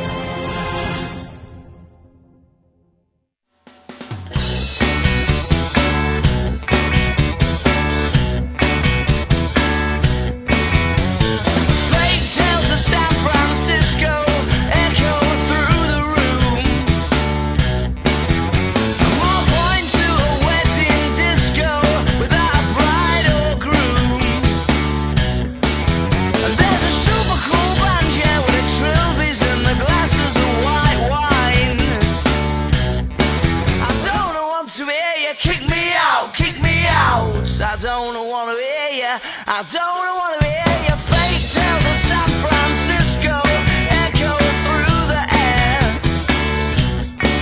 And there's a few bored faces at a black hole wishing they weren't there. And as the microphone squeaks, the young girl's telephone beeps. Yeah, she's dashing for the exit. Oh, she's running.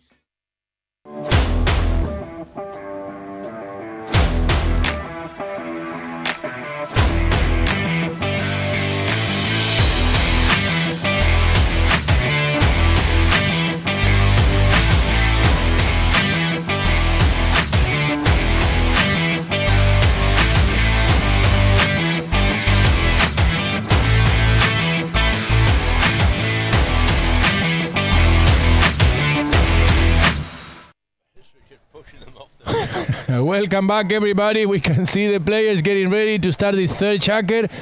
We were just laughing here with Adam. The players are actually telling the kids to get off the field. The amount of people today is difficult to keep under control. Adam, just for you to know, you know how much rating we have at the moment? How much what? Sorry, what rating? Number of players watching, viewers? 8% of rating, 80% of rating if you want to call it properly. And we have 3,500 people watching live. Wow, that is amazing for UAE polo and great for the Gold Cup series. There are so many people watching here, of course, coming to you via Polo Line, which is great to have. So the two teams out there on the field just waiting for a couple of people just to leave the field or get behind the lines, and the umpires will quickly get this game back underway once again. Oh, hang on, one of the umpires is having to go down. I have to say, Adam, the weather cannot get any better. Huh? It's fantastic. It's not hot. It's nice and sunny. It's a little bit of a breeze. Everybody's enjoying. The players are performing at the best. The umpires doing the best. And the play goes. Well, actually, I was thinking of putting my jacket back on again, but Beresford comes away with the play here now. Beresford drives this one up forward into a little bit of no man's land, into a bit of open space. Quickly round onto that one there is Crotto. Crotto comes up with this play here now. Crotto up over the halfway line. Reciprocates with some purchase, sends it forward once again. In comes Tommy Pinello to put the pressure on him. Checks up on the play, keeps it clear, keeps it up on the near side. Couldn't quite get hold of that one cleanly. Sonatas just opts out to come up onto the play, but on the near side, quickly coming around there is Acuna. Acuna comes up onto it. The backhand comes in there. Ben Hamim just feeding up to big brother Tommy. Tommy on the near side here this time.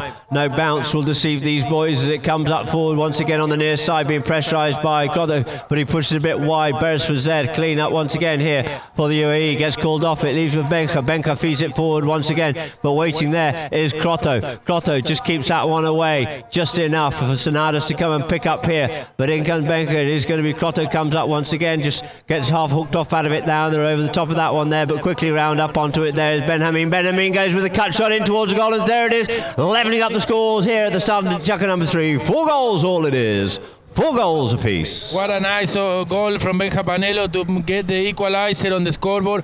4-4, 5 minutes of the third checker. Fantastic polo we're watching from these kids, huh? Yeah, I mean, they're cancelling each other out really well in the plays, which sort of makes it a little bit stagnant. No one's really running away with it. If there's an inch, if they've got the opportunity in close contention, they end up cancelling each other out. But the first one round onto that one there was Benjamin, and Benjamin got the opportunity to then finish it off with a difficult cut shot, puts it in towards the line out, and it's going to be Sonatas comes away with this one here now, gets over the top of that one there slightly, comes on the near side of Benja, back onto a stick side, in hot pursuit here is Acuna. Acuna going down the middle of the field, shutting the angle down, checks up on that play a little bit there, the Benja, and goes with the big neck shot in towards the goal. Watch the flag and see it is, it's gone towards the back of the D, backhand there by Tommy, and it just goes wide. That would be Tommy Beresford, just went wide.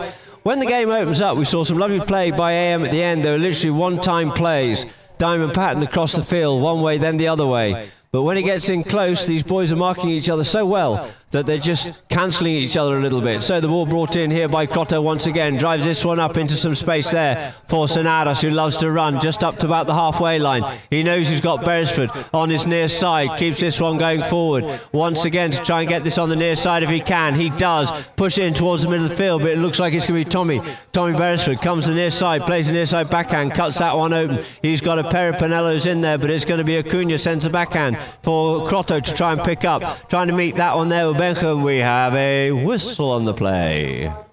Let's see what the umpires decide. Adam, I think there was a foul there. The umpires blow. They're talking to the third man.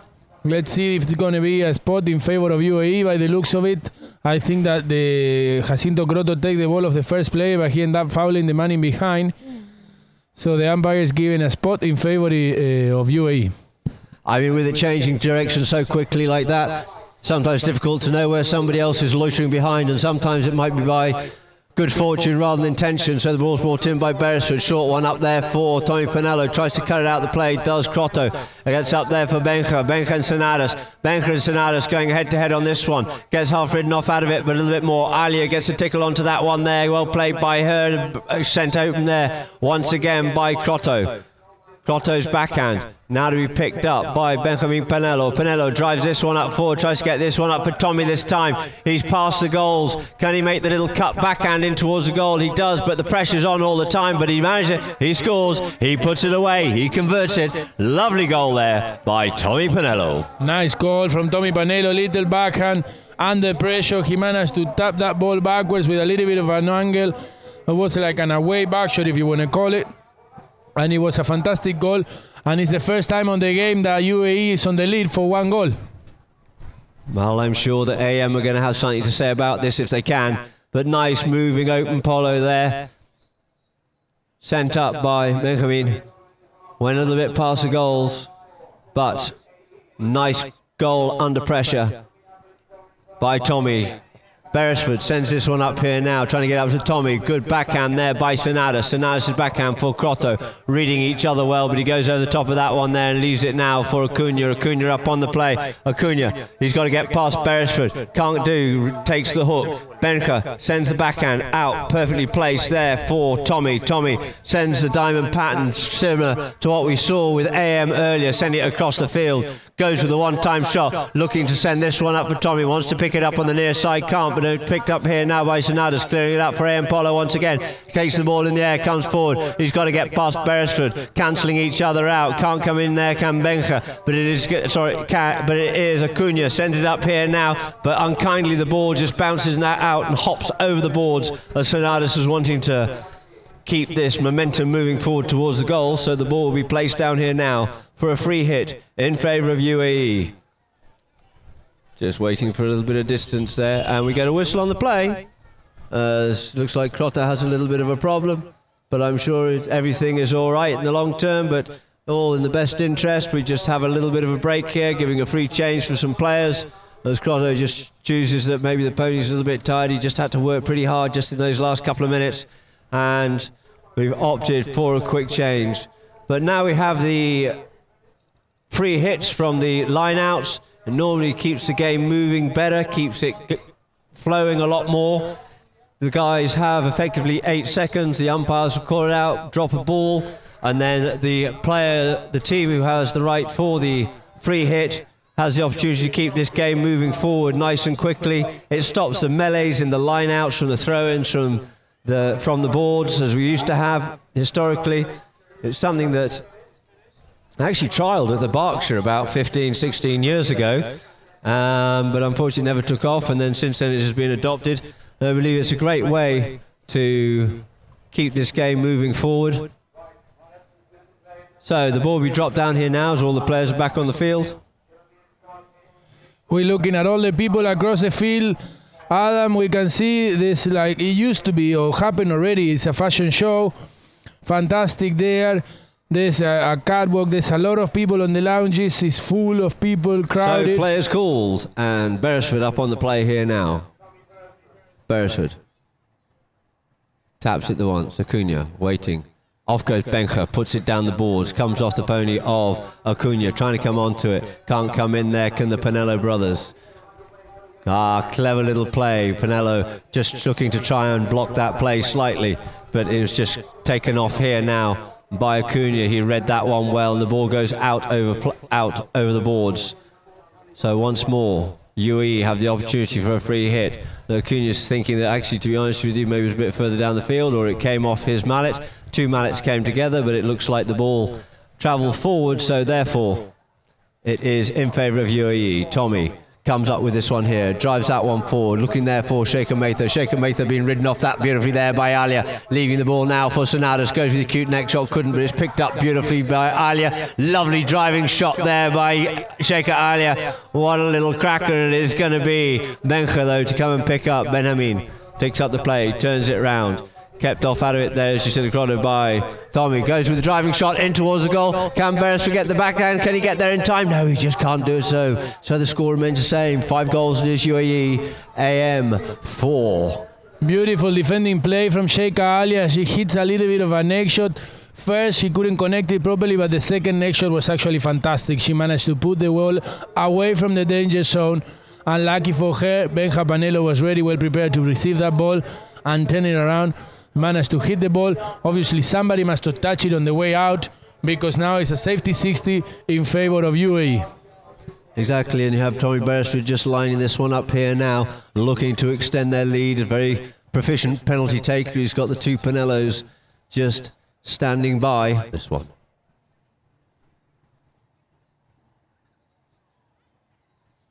Beresford goes to the driving shot. It's high. Is it straight enough? Can they stop that one? Yes, they managed to stop that one of AM, but it's going to be in comes Sheikha Mather. Tries to put that one away, but it's slaved by Sonadas. Sonadas puts this wide. Tries to get this up for Crotto, but he's kept off out of the play there by Tony Pinello. Good, strong backhand in towards the middle here, but first onto it. Ubiquitous. It is that man, Sonadas. Santiago sends it back, but reciprocating once again. Playing ping pong, these two. It's Sonadas and Tony Pinello. Picked up here this time. And Sonadas picks it up. Comes, straightens stuff on the line. Optimistically, we have Benja trying to push his luck. And unfortunately, the umpire saying, sorry, not quite parallel enough to the line for us on this occasion. So the whistle blows and we have a penalty fine being in favour of AM. Crucial penalty this could be. 5-4, 17 seconds left on the clock here in Chukka number 3. Wow, what a game, hey Tom? Fantastic game we're watching here. UAE is playing a really good Concentrate, game. You're supposed to be commentating, not just watching the game. It is good. I was watching it, that's what I say. It was such a good game that actually I was actually watching, listening to your fantastic commentary. Oh, you can stop that now. You want me to buy you a beer or something? Well, all depends. At the moment I'm winning. So, let's see. So Crotto up onto the play here now. Crotto, beautiful long driving shot. It's almost got the distance to go all the way. It's got the distance, but I think it's just gone a bit wide. Beresford, as usual, in the background, in the back there, stop it. And it's Acuna comes in, reverse neck shot, belly shot, not quite sure what it was, but manages to put it away. Wow, who would expect that? 5 goals it is here, apiece to end Chukka number 3. The end of the Chukka, 5-5, very evenly matched game. Adam, so please everybody stay connected. We're going to go to the halftime, but we're going to have a lot of attractions here in the halftime, and then we're going to come with the second half of this fantastic game in between UAE and AM UAE. Stay with us, we're going to be back shortly. Soy Jaime Panelo, yo soy Tomás Panelo y este es el ping-pong de UAE Polo.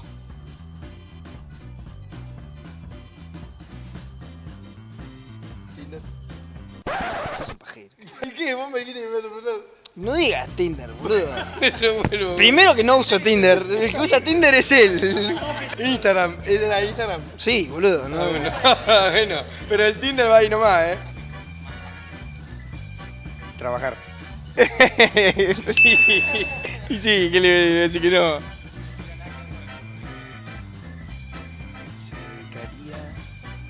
Ni yo sé que me dedicaría. No. Algo que no tenga que ver con el trabajo, seguro. Algo fácil de ver. Ya te pido. ¿Masajista? No. Tenis. Jugaría al tenis.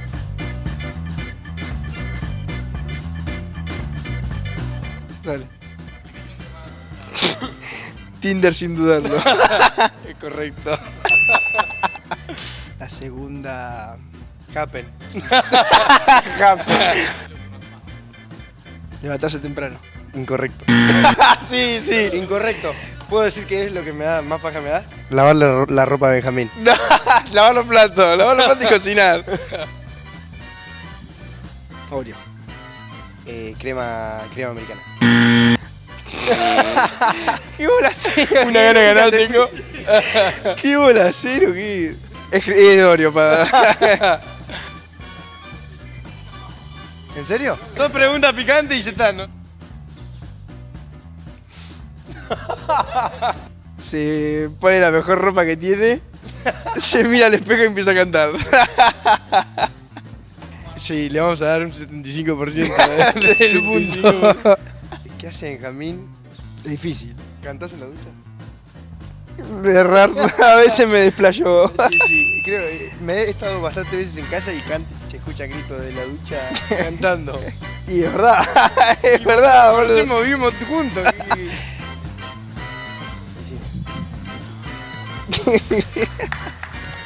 Porque se le iba a decir a él. ¿Sabes cómo levanta, boludo? Como se la iba a decir a él, porque él se usa Tinder. Como se le iba a decir a él, me la cagó a mí, ¿entendés? Él usa más que yo. Él usa más que yo. Yo lo acepto, no tengo ningún problema. Pero vos negarlo es peor.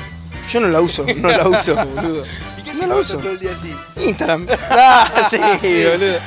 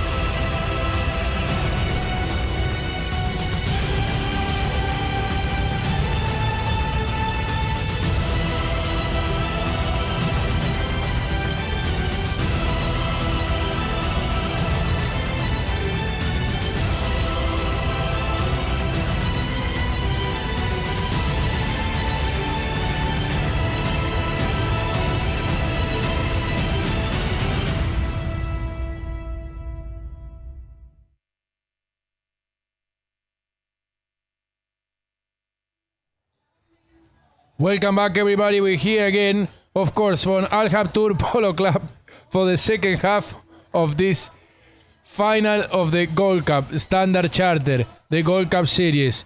We can see there the cheerleaders, the people is walking the field, as we can see on the screen, people enjoying the time here. And now I'm going to go with some stats. So far, in the first half of the game, we have 5 field goals in favor of UAE, 3 field goals in favor of the AM. 3 throw-ins have won UAE, 6 throw-ins have won AM.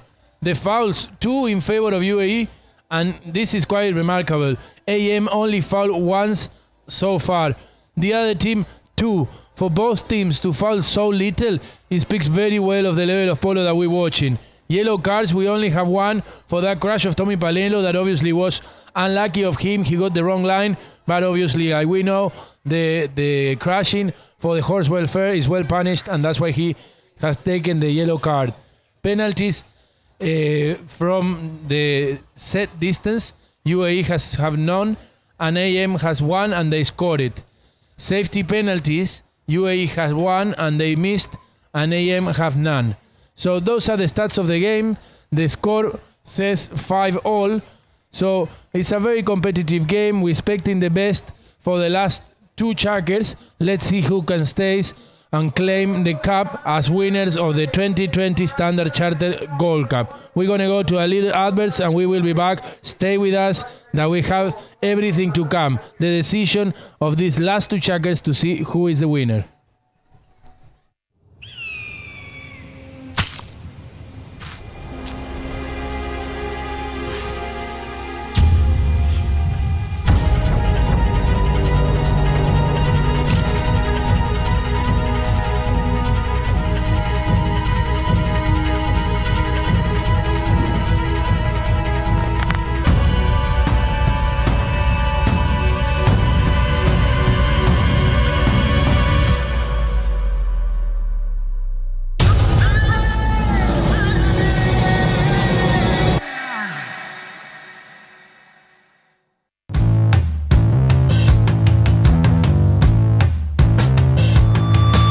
Long kick looking for Jacinto Croto coming from behind. Let's see if he can tap it properly with the chance there of taking it on the near side and with the chance of scoring again for AM. What a tap by Jacinto Croto, and now I think we have the best goal so far in this game.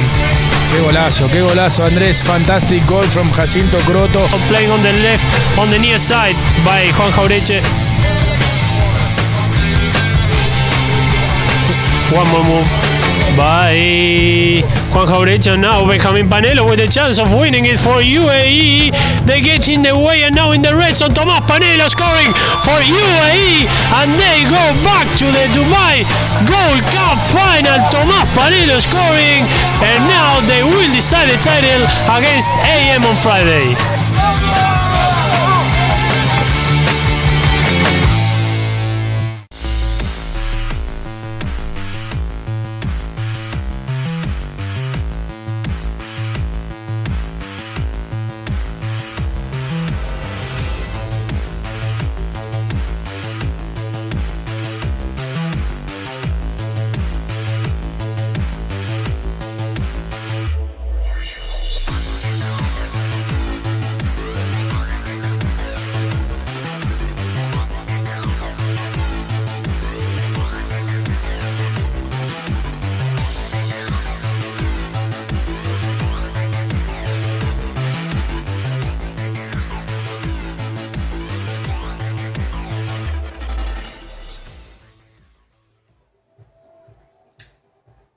We continue here at the Al Habtoub Polo Resort and Club on the Dubai Gold Cup final with Noor.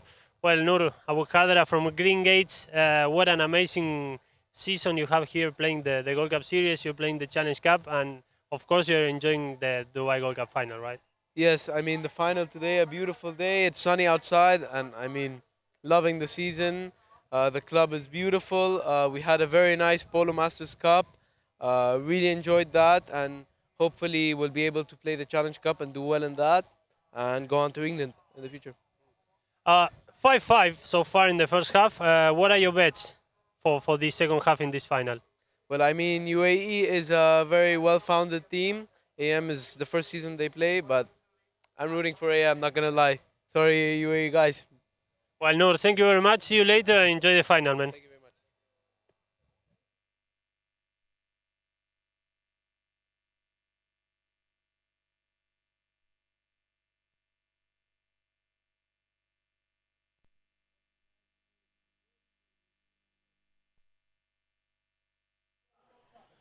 Here we are. Everything is ready for the beginning of this fourth checker, second half of the game. The last two checkers of the game in between AM, UAE, and UAE. The score shows 5 goals each, and let's see how this game is going to end up. I'm going to leave you guys with Adam. Thank you, dividing the ball back into play. It is Acuna comes away with this one here. Benka going back onto this one here first, though. Benjamin comes with the near side backhand. The backhand comes in clean, trying to get that one up for Tommy Beresford, but well read there by Crotto. Crotto sends the backhand, is now picked off and flicked away there by Tommy Pinello. Sends it up to little brother Benjamin. Great combination, these two. Pick the pocket, left that one behind. Unfortunately, Bell Brothers not with him on this occasion. Dummies the backhand, does Sonadas, flicks that one away. Sonadas sends this one forward. He's got Acuna free. Acuna's going towards the goal. Acuna goes with a cut shot, taps, cuts this one in, and right through the middle of the pins it is. 6 goals it is here down at AM. 5 goals to the UAE. Great goal. Just a quick shout out, of course, to Dr. Abdul Rahman Abar, who's watching this here. Great to have you watching, Doc. Thank you for the information with regard to the horse and the yellow card issue. That keen eye of yours, sir. The attention to detail. So the two teams lining up once more. The ball gets bowled into play. The ball gets bowled in. On this occasion up over the halfway line, allowing Crotto into the slot, into the flight plan as it was. Intercepted beautifully there with a great eye there of Tommy Beresford. And Crotto this time managed to get hold of him, having to work extremely hard indeed, but it's going to be Benja. Benjamin comes in on the near side and puts it away. 6 goals apiece it is, goal for goal. They're working hard. Did you just see the work of Crotto on there? He just has to be everywhere. Fantastic goal of UAE. As soon as they managed to get the ball, they put themselves back on the score to level it up. The equalizer came 6-6, 4 minutes 45 of the fourth checker.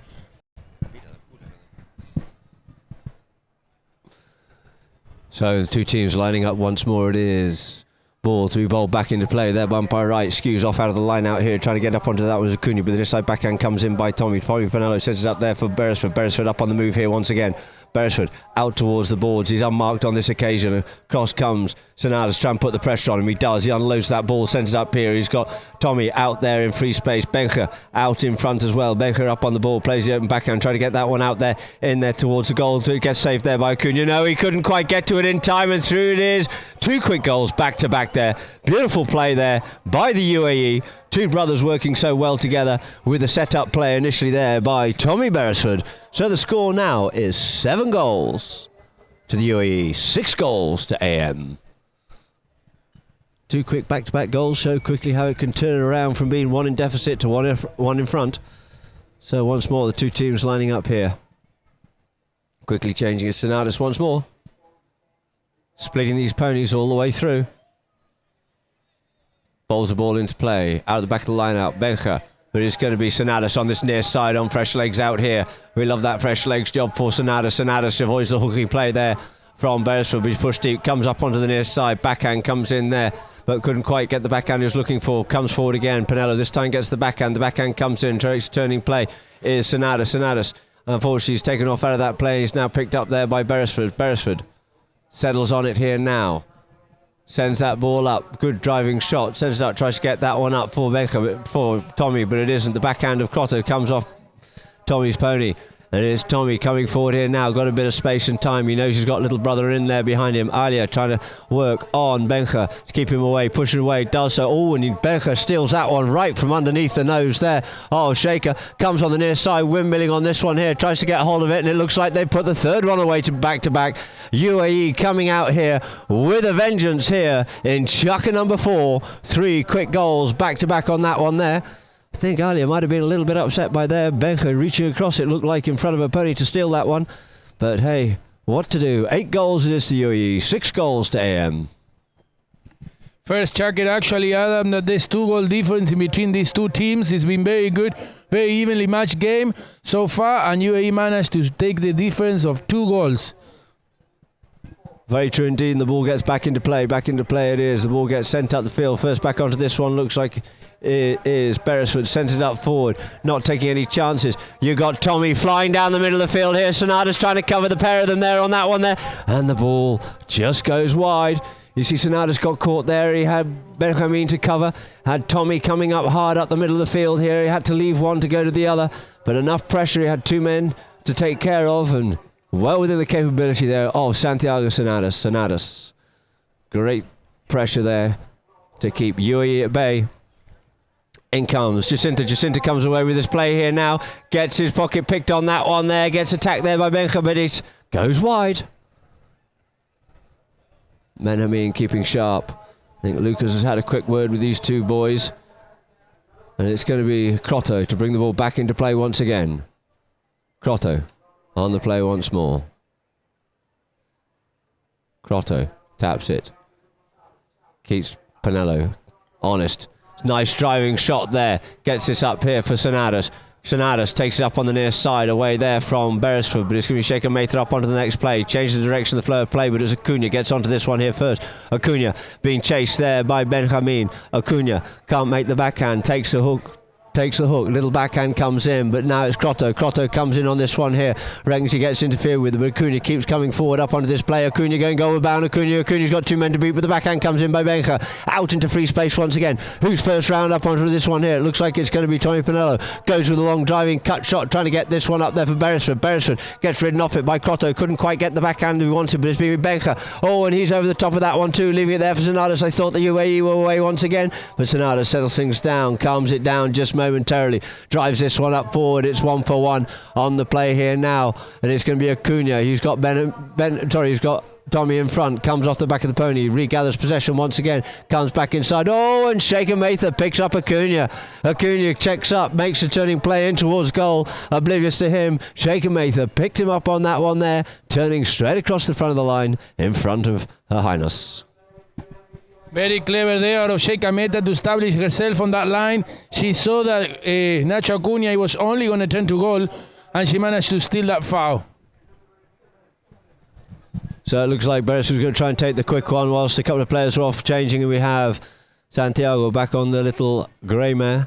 From a lovely lofted driving shot by Beresford up over the halfway line. Couldn't get onto that with an awkward bounce, could Alia, but it's now going to be Crotto. Stick side, near side backhand, opening it out. Gets a bit of cane onto that one there. Quickly coming onto it is going to be Benja. Benja goes with the play here now, makes a turning play, cuts this one forward up there for Beresford. Beresford couldn't carry the ball with him. The backhand comes in by Acuna.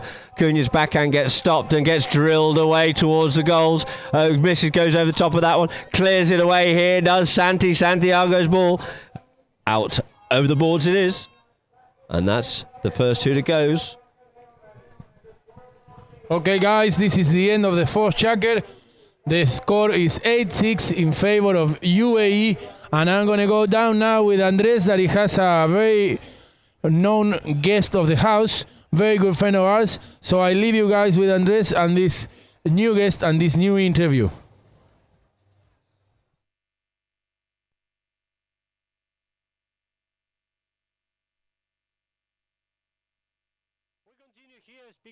To our friends at the Dubai Gold Cup final, now with Raja Abul Jabain, or Raja Hollywood, as everybody knows you here.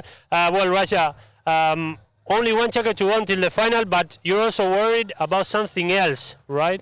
Look, guys, it's very tough today. There's best dressed male today, and we've been working very hard on my outfit. I actually came with 2 outfits today just for this occasion. I'm going to win it for this year and for next year, so I don't even have competition next year. That's how serious I'm taking this. And now, I have to do the polo question. What do you think about the final of the game? The final is always amazing. I mean, these two teams, one organization, big teams. We've been doing this for a long time. Amazing people, amazing horses. The whole organization, the whole tournament. Wow, really wow. Well, Raja, good luck with your contest too. Thank you.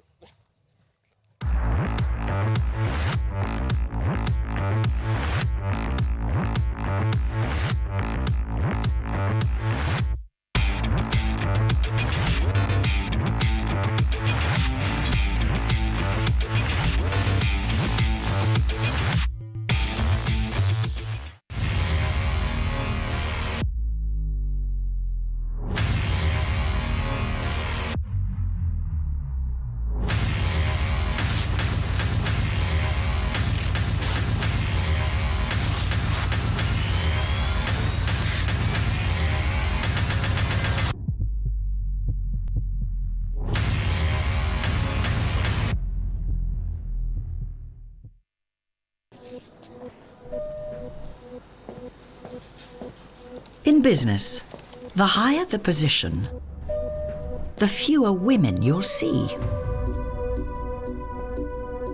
That's not good enough. So at Standard Chartered, we'll have women in at least 30% of our senior roles by 2020. Because we're not here for good enough. We are Standard Chartered, and we are here for good.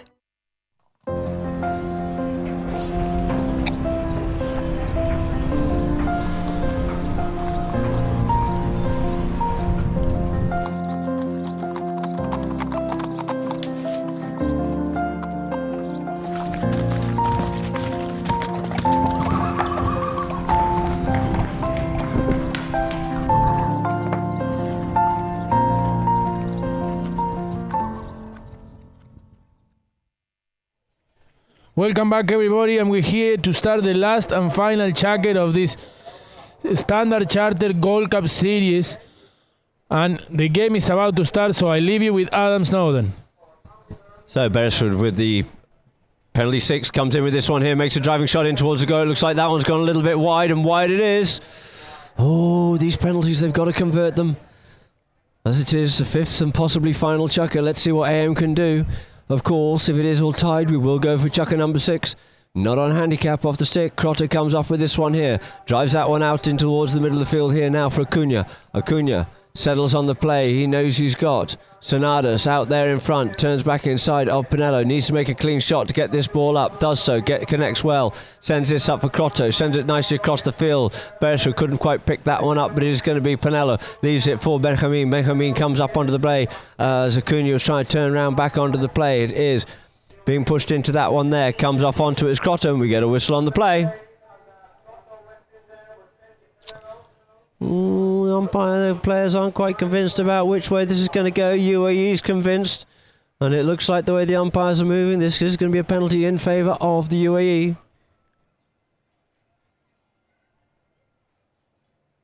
Crotto's not happy with that, thinking he turned back in towards him when two players were coming down the line, creating the dangerous position, 2-on-1 as it were.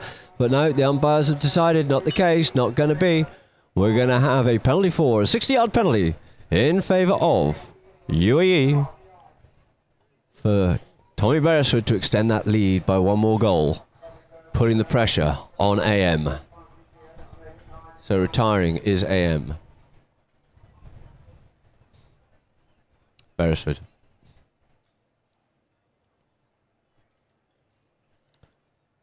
Beresford drives this one forward, puts it very high indeed, and straight as a die, through the goals it is.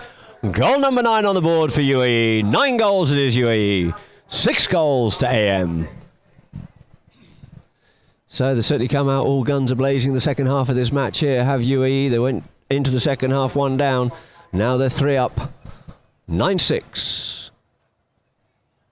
Two teams lining up once more.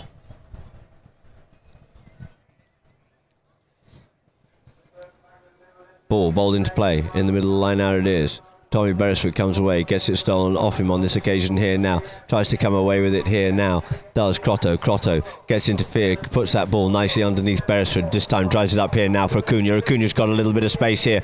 Kazi got enough space and time before Beresford gets back to him. In comes Pinello. Pinello tries to come up onto that play, interferes and steals that play. And out wide it goes, and we get a whistle on the play.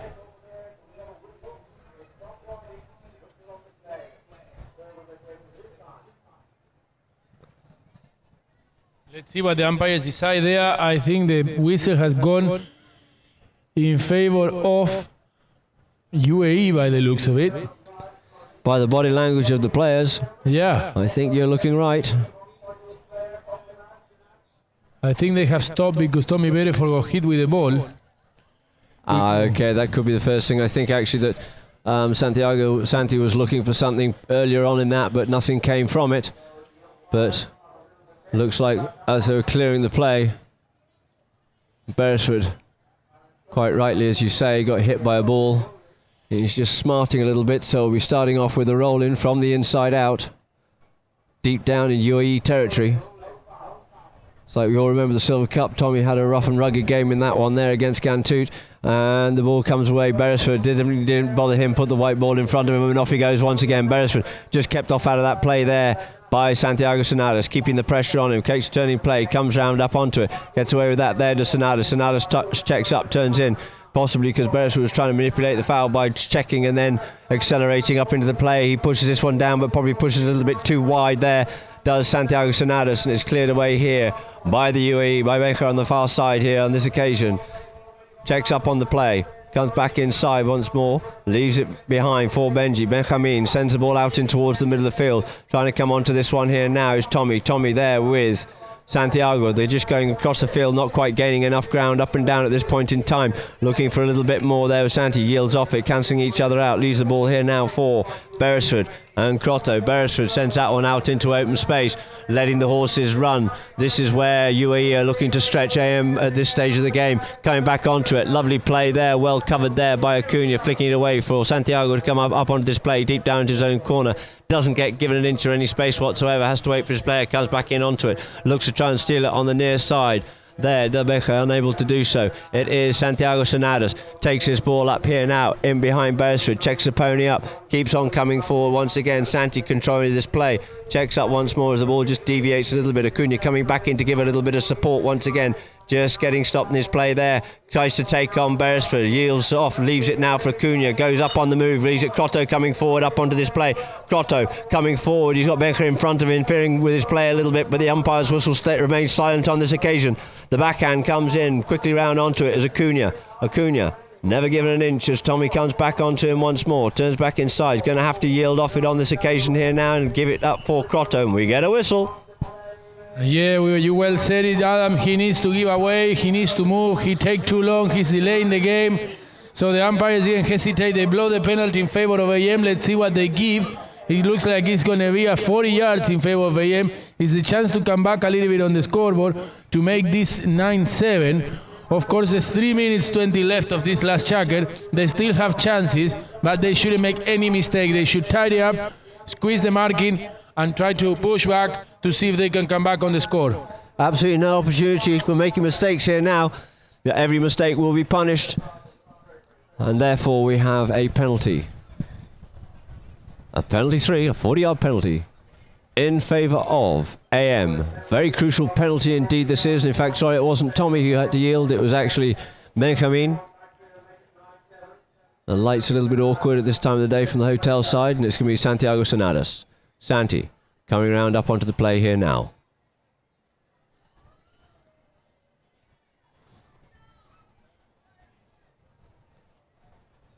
Santi drives this one, it's high and straight through it is, so there it is, they've closed that gap by a goal. 9 goals it is now UAE, 7 goals AM. All to play for out here now. There's a little discussion going on with the umpire and the players penalised. He hasn't got time to waste because that ball has to go in on 24 seconds. They won't wait for him. In fact, 24 seconds they say is the time to get back to the middle, and on the 25th second the ball should go in if players are there or not there. So, by right, lines the two teams up once more. Bowls that ball into play. Into play it is. Comes, skews off out. Beresford, near stick side backhands, intercepted there by Acuna. Beautiful interception by Acuna. Goes with a driving shot. Not the point to take on a horse race.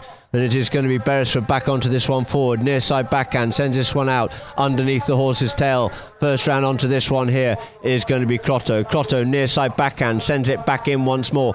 Trying to come up onto this one here. Beresford manages to get away from that one there. And we get a whistle on the players. Acuna comes in for the interception. Well, was there a late call? I don't know. Was Beresford clean enough on that play? I'm not quite sure. Difficult to know because the whistle came late as well, so I don't know if the umpires got been told something from the third man or what happened afterwards. Let's see if we can see a replay here on the screen. But the play is in favor.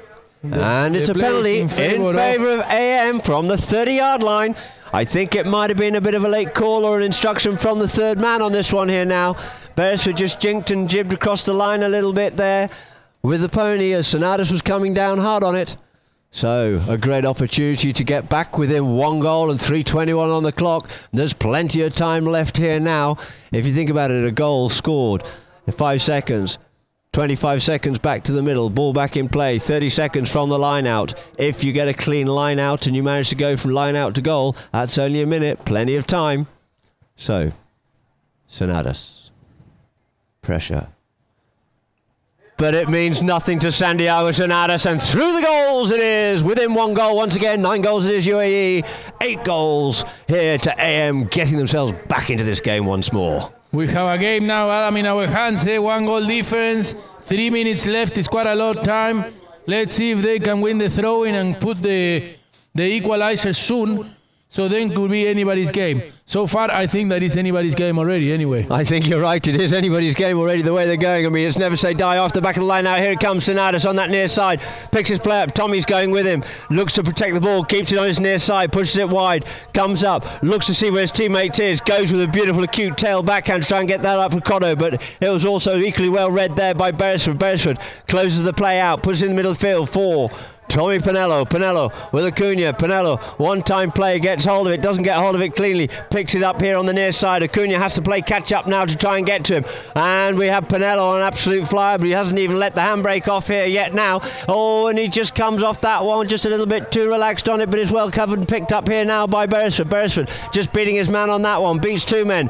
Beresford, goalward bound. Beresford tapping it, goes in, flick in towards the goal. Such confidence, such coolness for this young man, Tommy Beresford. Good play of Tommy Beresford, good play of UAE. It's really good game that we're watching now, Adam. And it's almost about to finish. It's 2 goals difference, 1 minute 50 seconds. But if they win the line, they can always come back on the score. And you never know, huh? Don't know what you've been watching, but I think it's been a great game all game. But there you go. We've been watching the same one, but now it really has got intense, which is great. So the ball's to be thrown in once again to get this underway. It's in already, no messing around, no wasting, and it looks like Acuna comes away with it.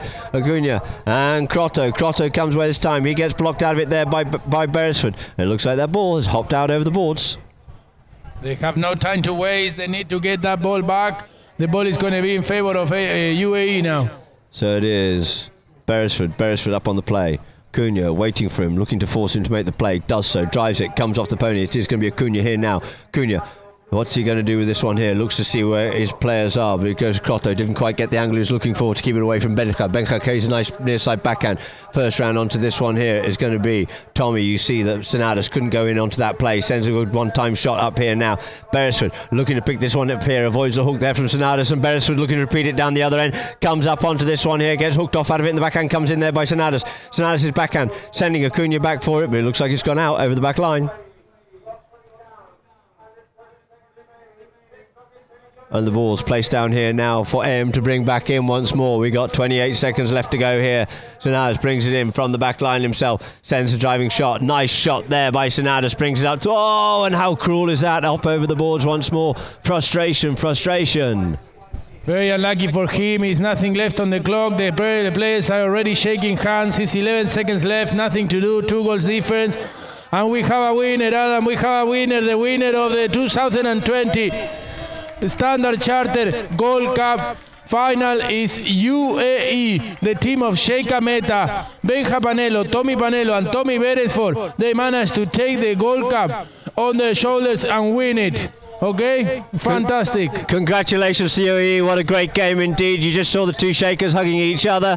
Marvellous to see the 2 girls out there leading these teams into the final of the inaugural Standard Chartered. Long may they please continue to support this tournament, and I hope they've all had a wonderful day here, and we have, and it's still long to continue.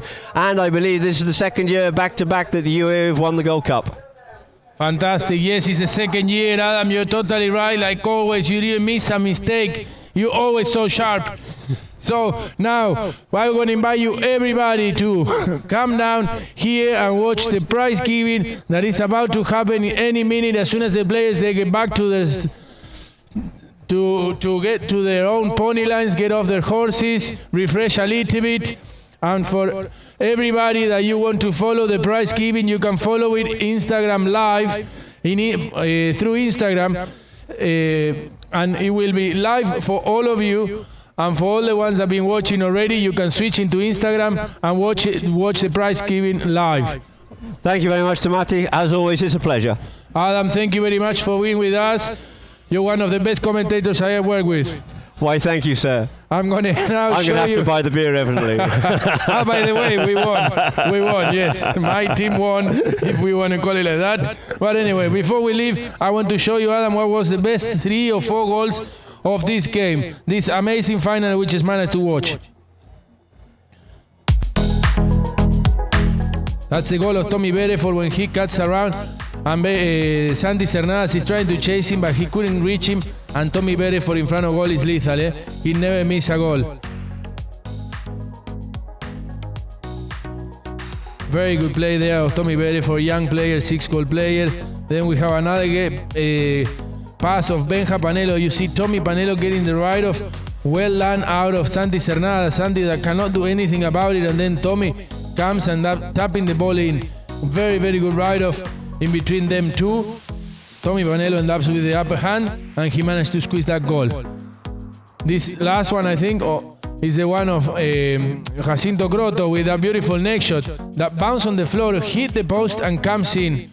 Nice neck shot of Jacinto Croto to put that goal. And here we have another one. From who? From Tommy Bereford. Tommy Bereford that gets that ball. He gets rid of Jacinto Croto. He turns. Nacho Acuña goes for the fishing of that ball. He missed that ball, and then he left the door open for Tommy Bereford to come in and stick in ball all the way through the goal. We're going to see now the stats of these games, and we can see the players celebrating there, getting off their play, of the game, and everything of their horses. Adam, here we have the Dubai Gold Cup Series final stats. 10-8 is the final score. Fields goals in favor of UAE, 9. AM, 5. Throw-ins, 6 has won UAE, 13 has won AM. Fouls, 4 in favor of UAE, 3 for AM. Yellow cards, only 1 for UAE. Penalties, 1 of 1. They got, imagine, the amount of penalties in this game wasn't very big, Adam. They've been throwing 4 penalties. AM, they scored all 4, but UAE actually hit 1 penalty in the whole game. And then safeties, only 2, which they missed them both. What do you think, Adam? Well, it just goes to show the cleanness of the game, the way the game has changed. It's good to see the game's all opened up as it is. From those stats, the field goals, but with regard to the throw-ins, I mean, that just goes to show the work ethic of this AM team and their tenacity to fight and try and get hold of that ball, because they probably felt a little bit underhorsed or a little bit more the underdog, so they just had to raise the spirit and dig deep, and that they did by winning 13 throw-ins. That's an impressive number of throw-ins to win. Impressive, but I think most impressive than that is, Adam, that seven fouls in the whole game is absolutely nothing for 5 checkers. Anyway, I want to let you know, do you think that the MVP for this game will be Tommy Bereford? Tough one to call. For me, you're probably right. I think I might have to agree with that one. I'm not sitting on the fence. I think Croto played, I think everyone played really well today. I think Croto did an awful lot of work, and you can never, ever underestimate Cernadas, who's a complete workhorse. Acuña and he worked very well together. Acuña was doing a lot of work behind the scenes, but I think it could well be Tommy that lifts the MVP for me. So let's see what the officials decide. Okay, I am. Thank you very much for this transmission. It's a pleasure to be with you again, like always. I'm going to leave you now, everybody, to watch the prize giving live on Instagram. And we're going to go and watch the 2 prize givings, the Bentley Cup and the Standard Chartered Gold Cup. Thank you very much, everybody, and we'll see you soon.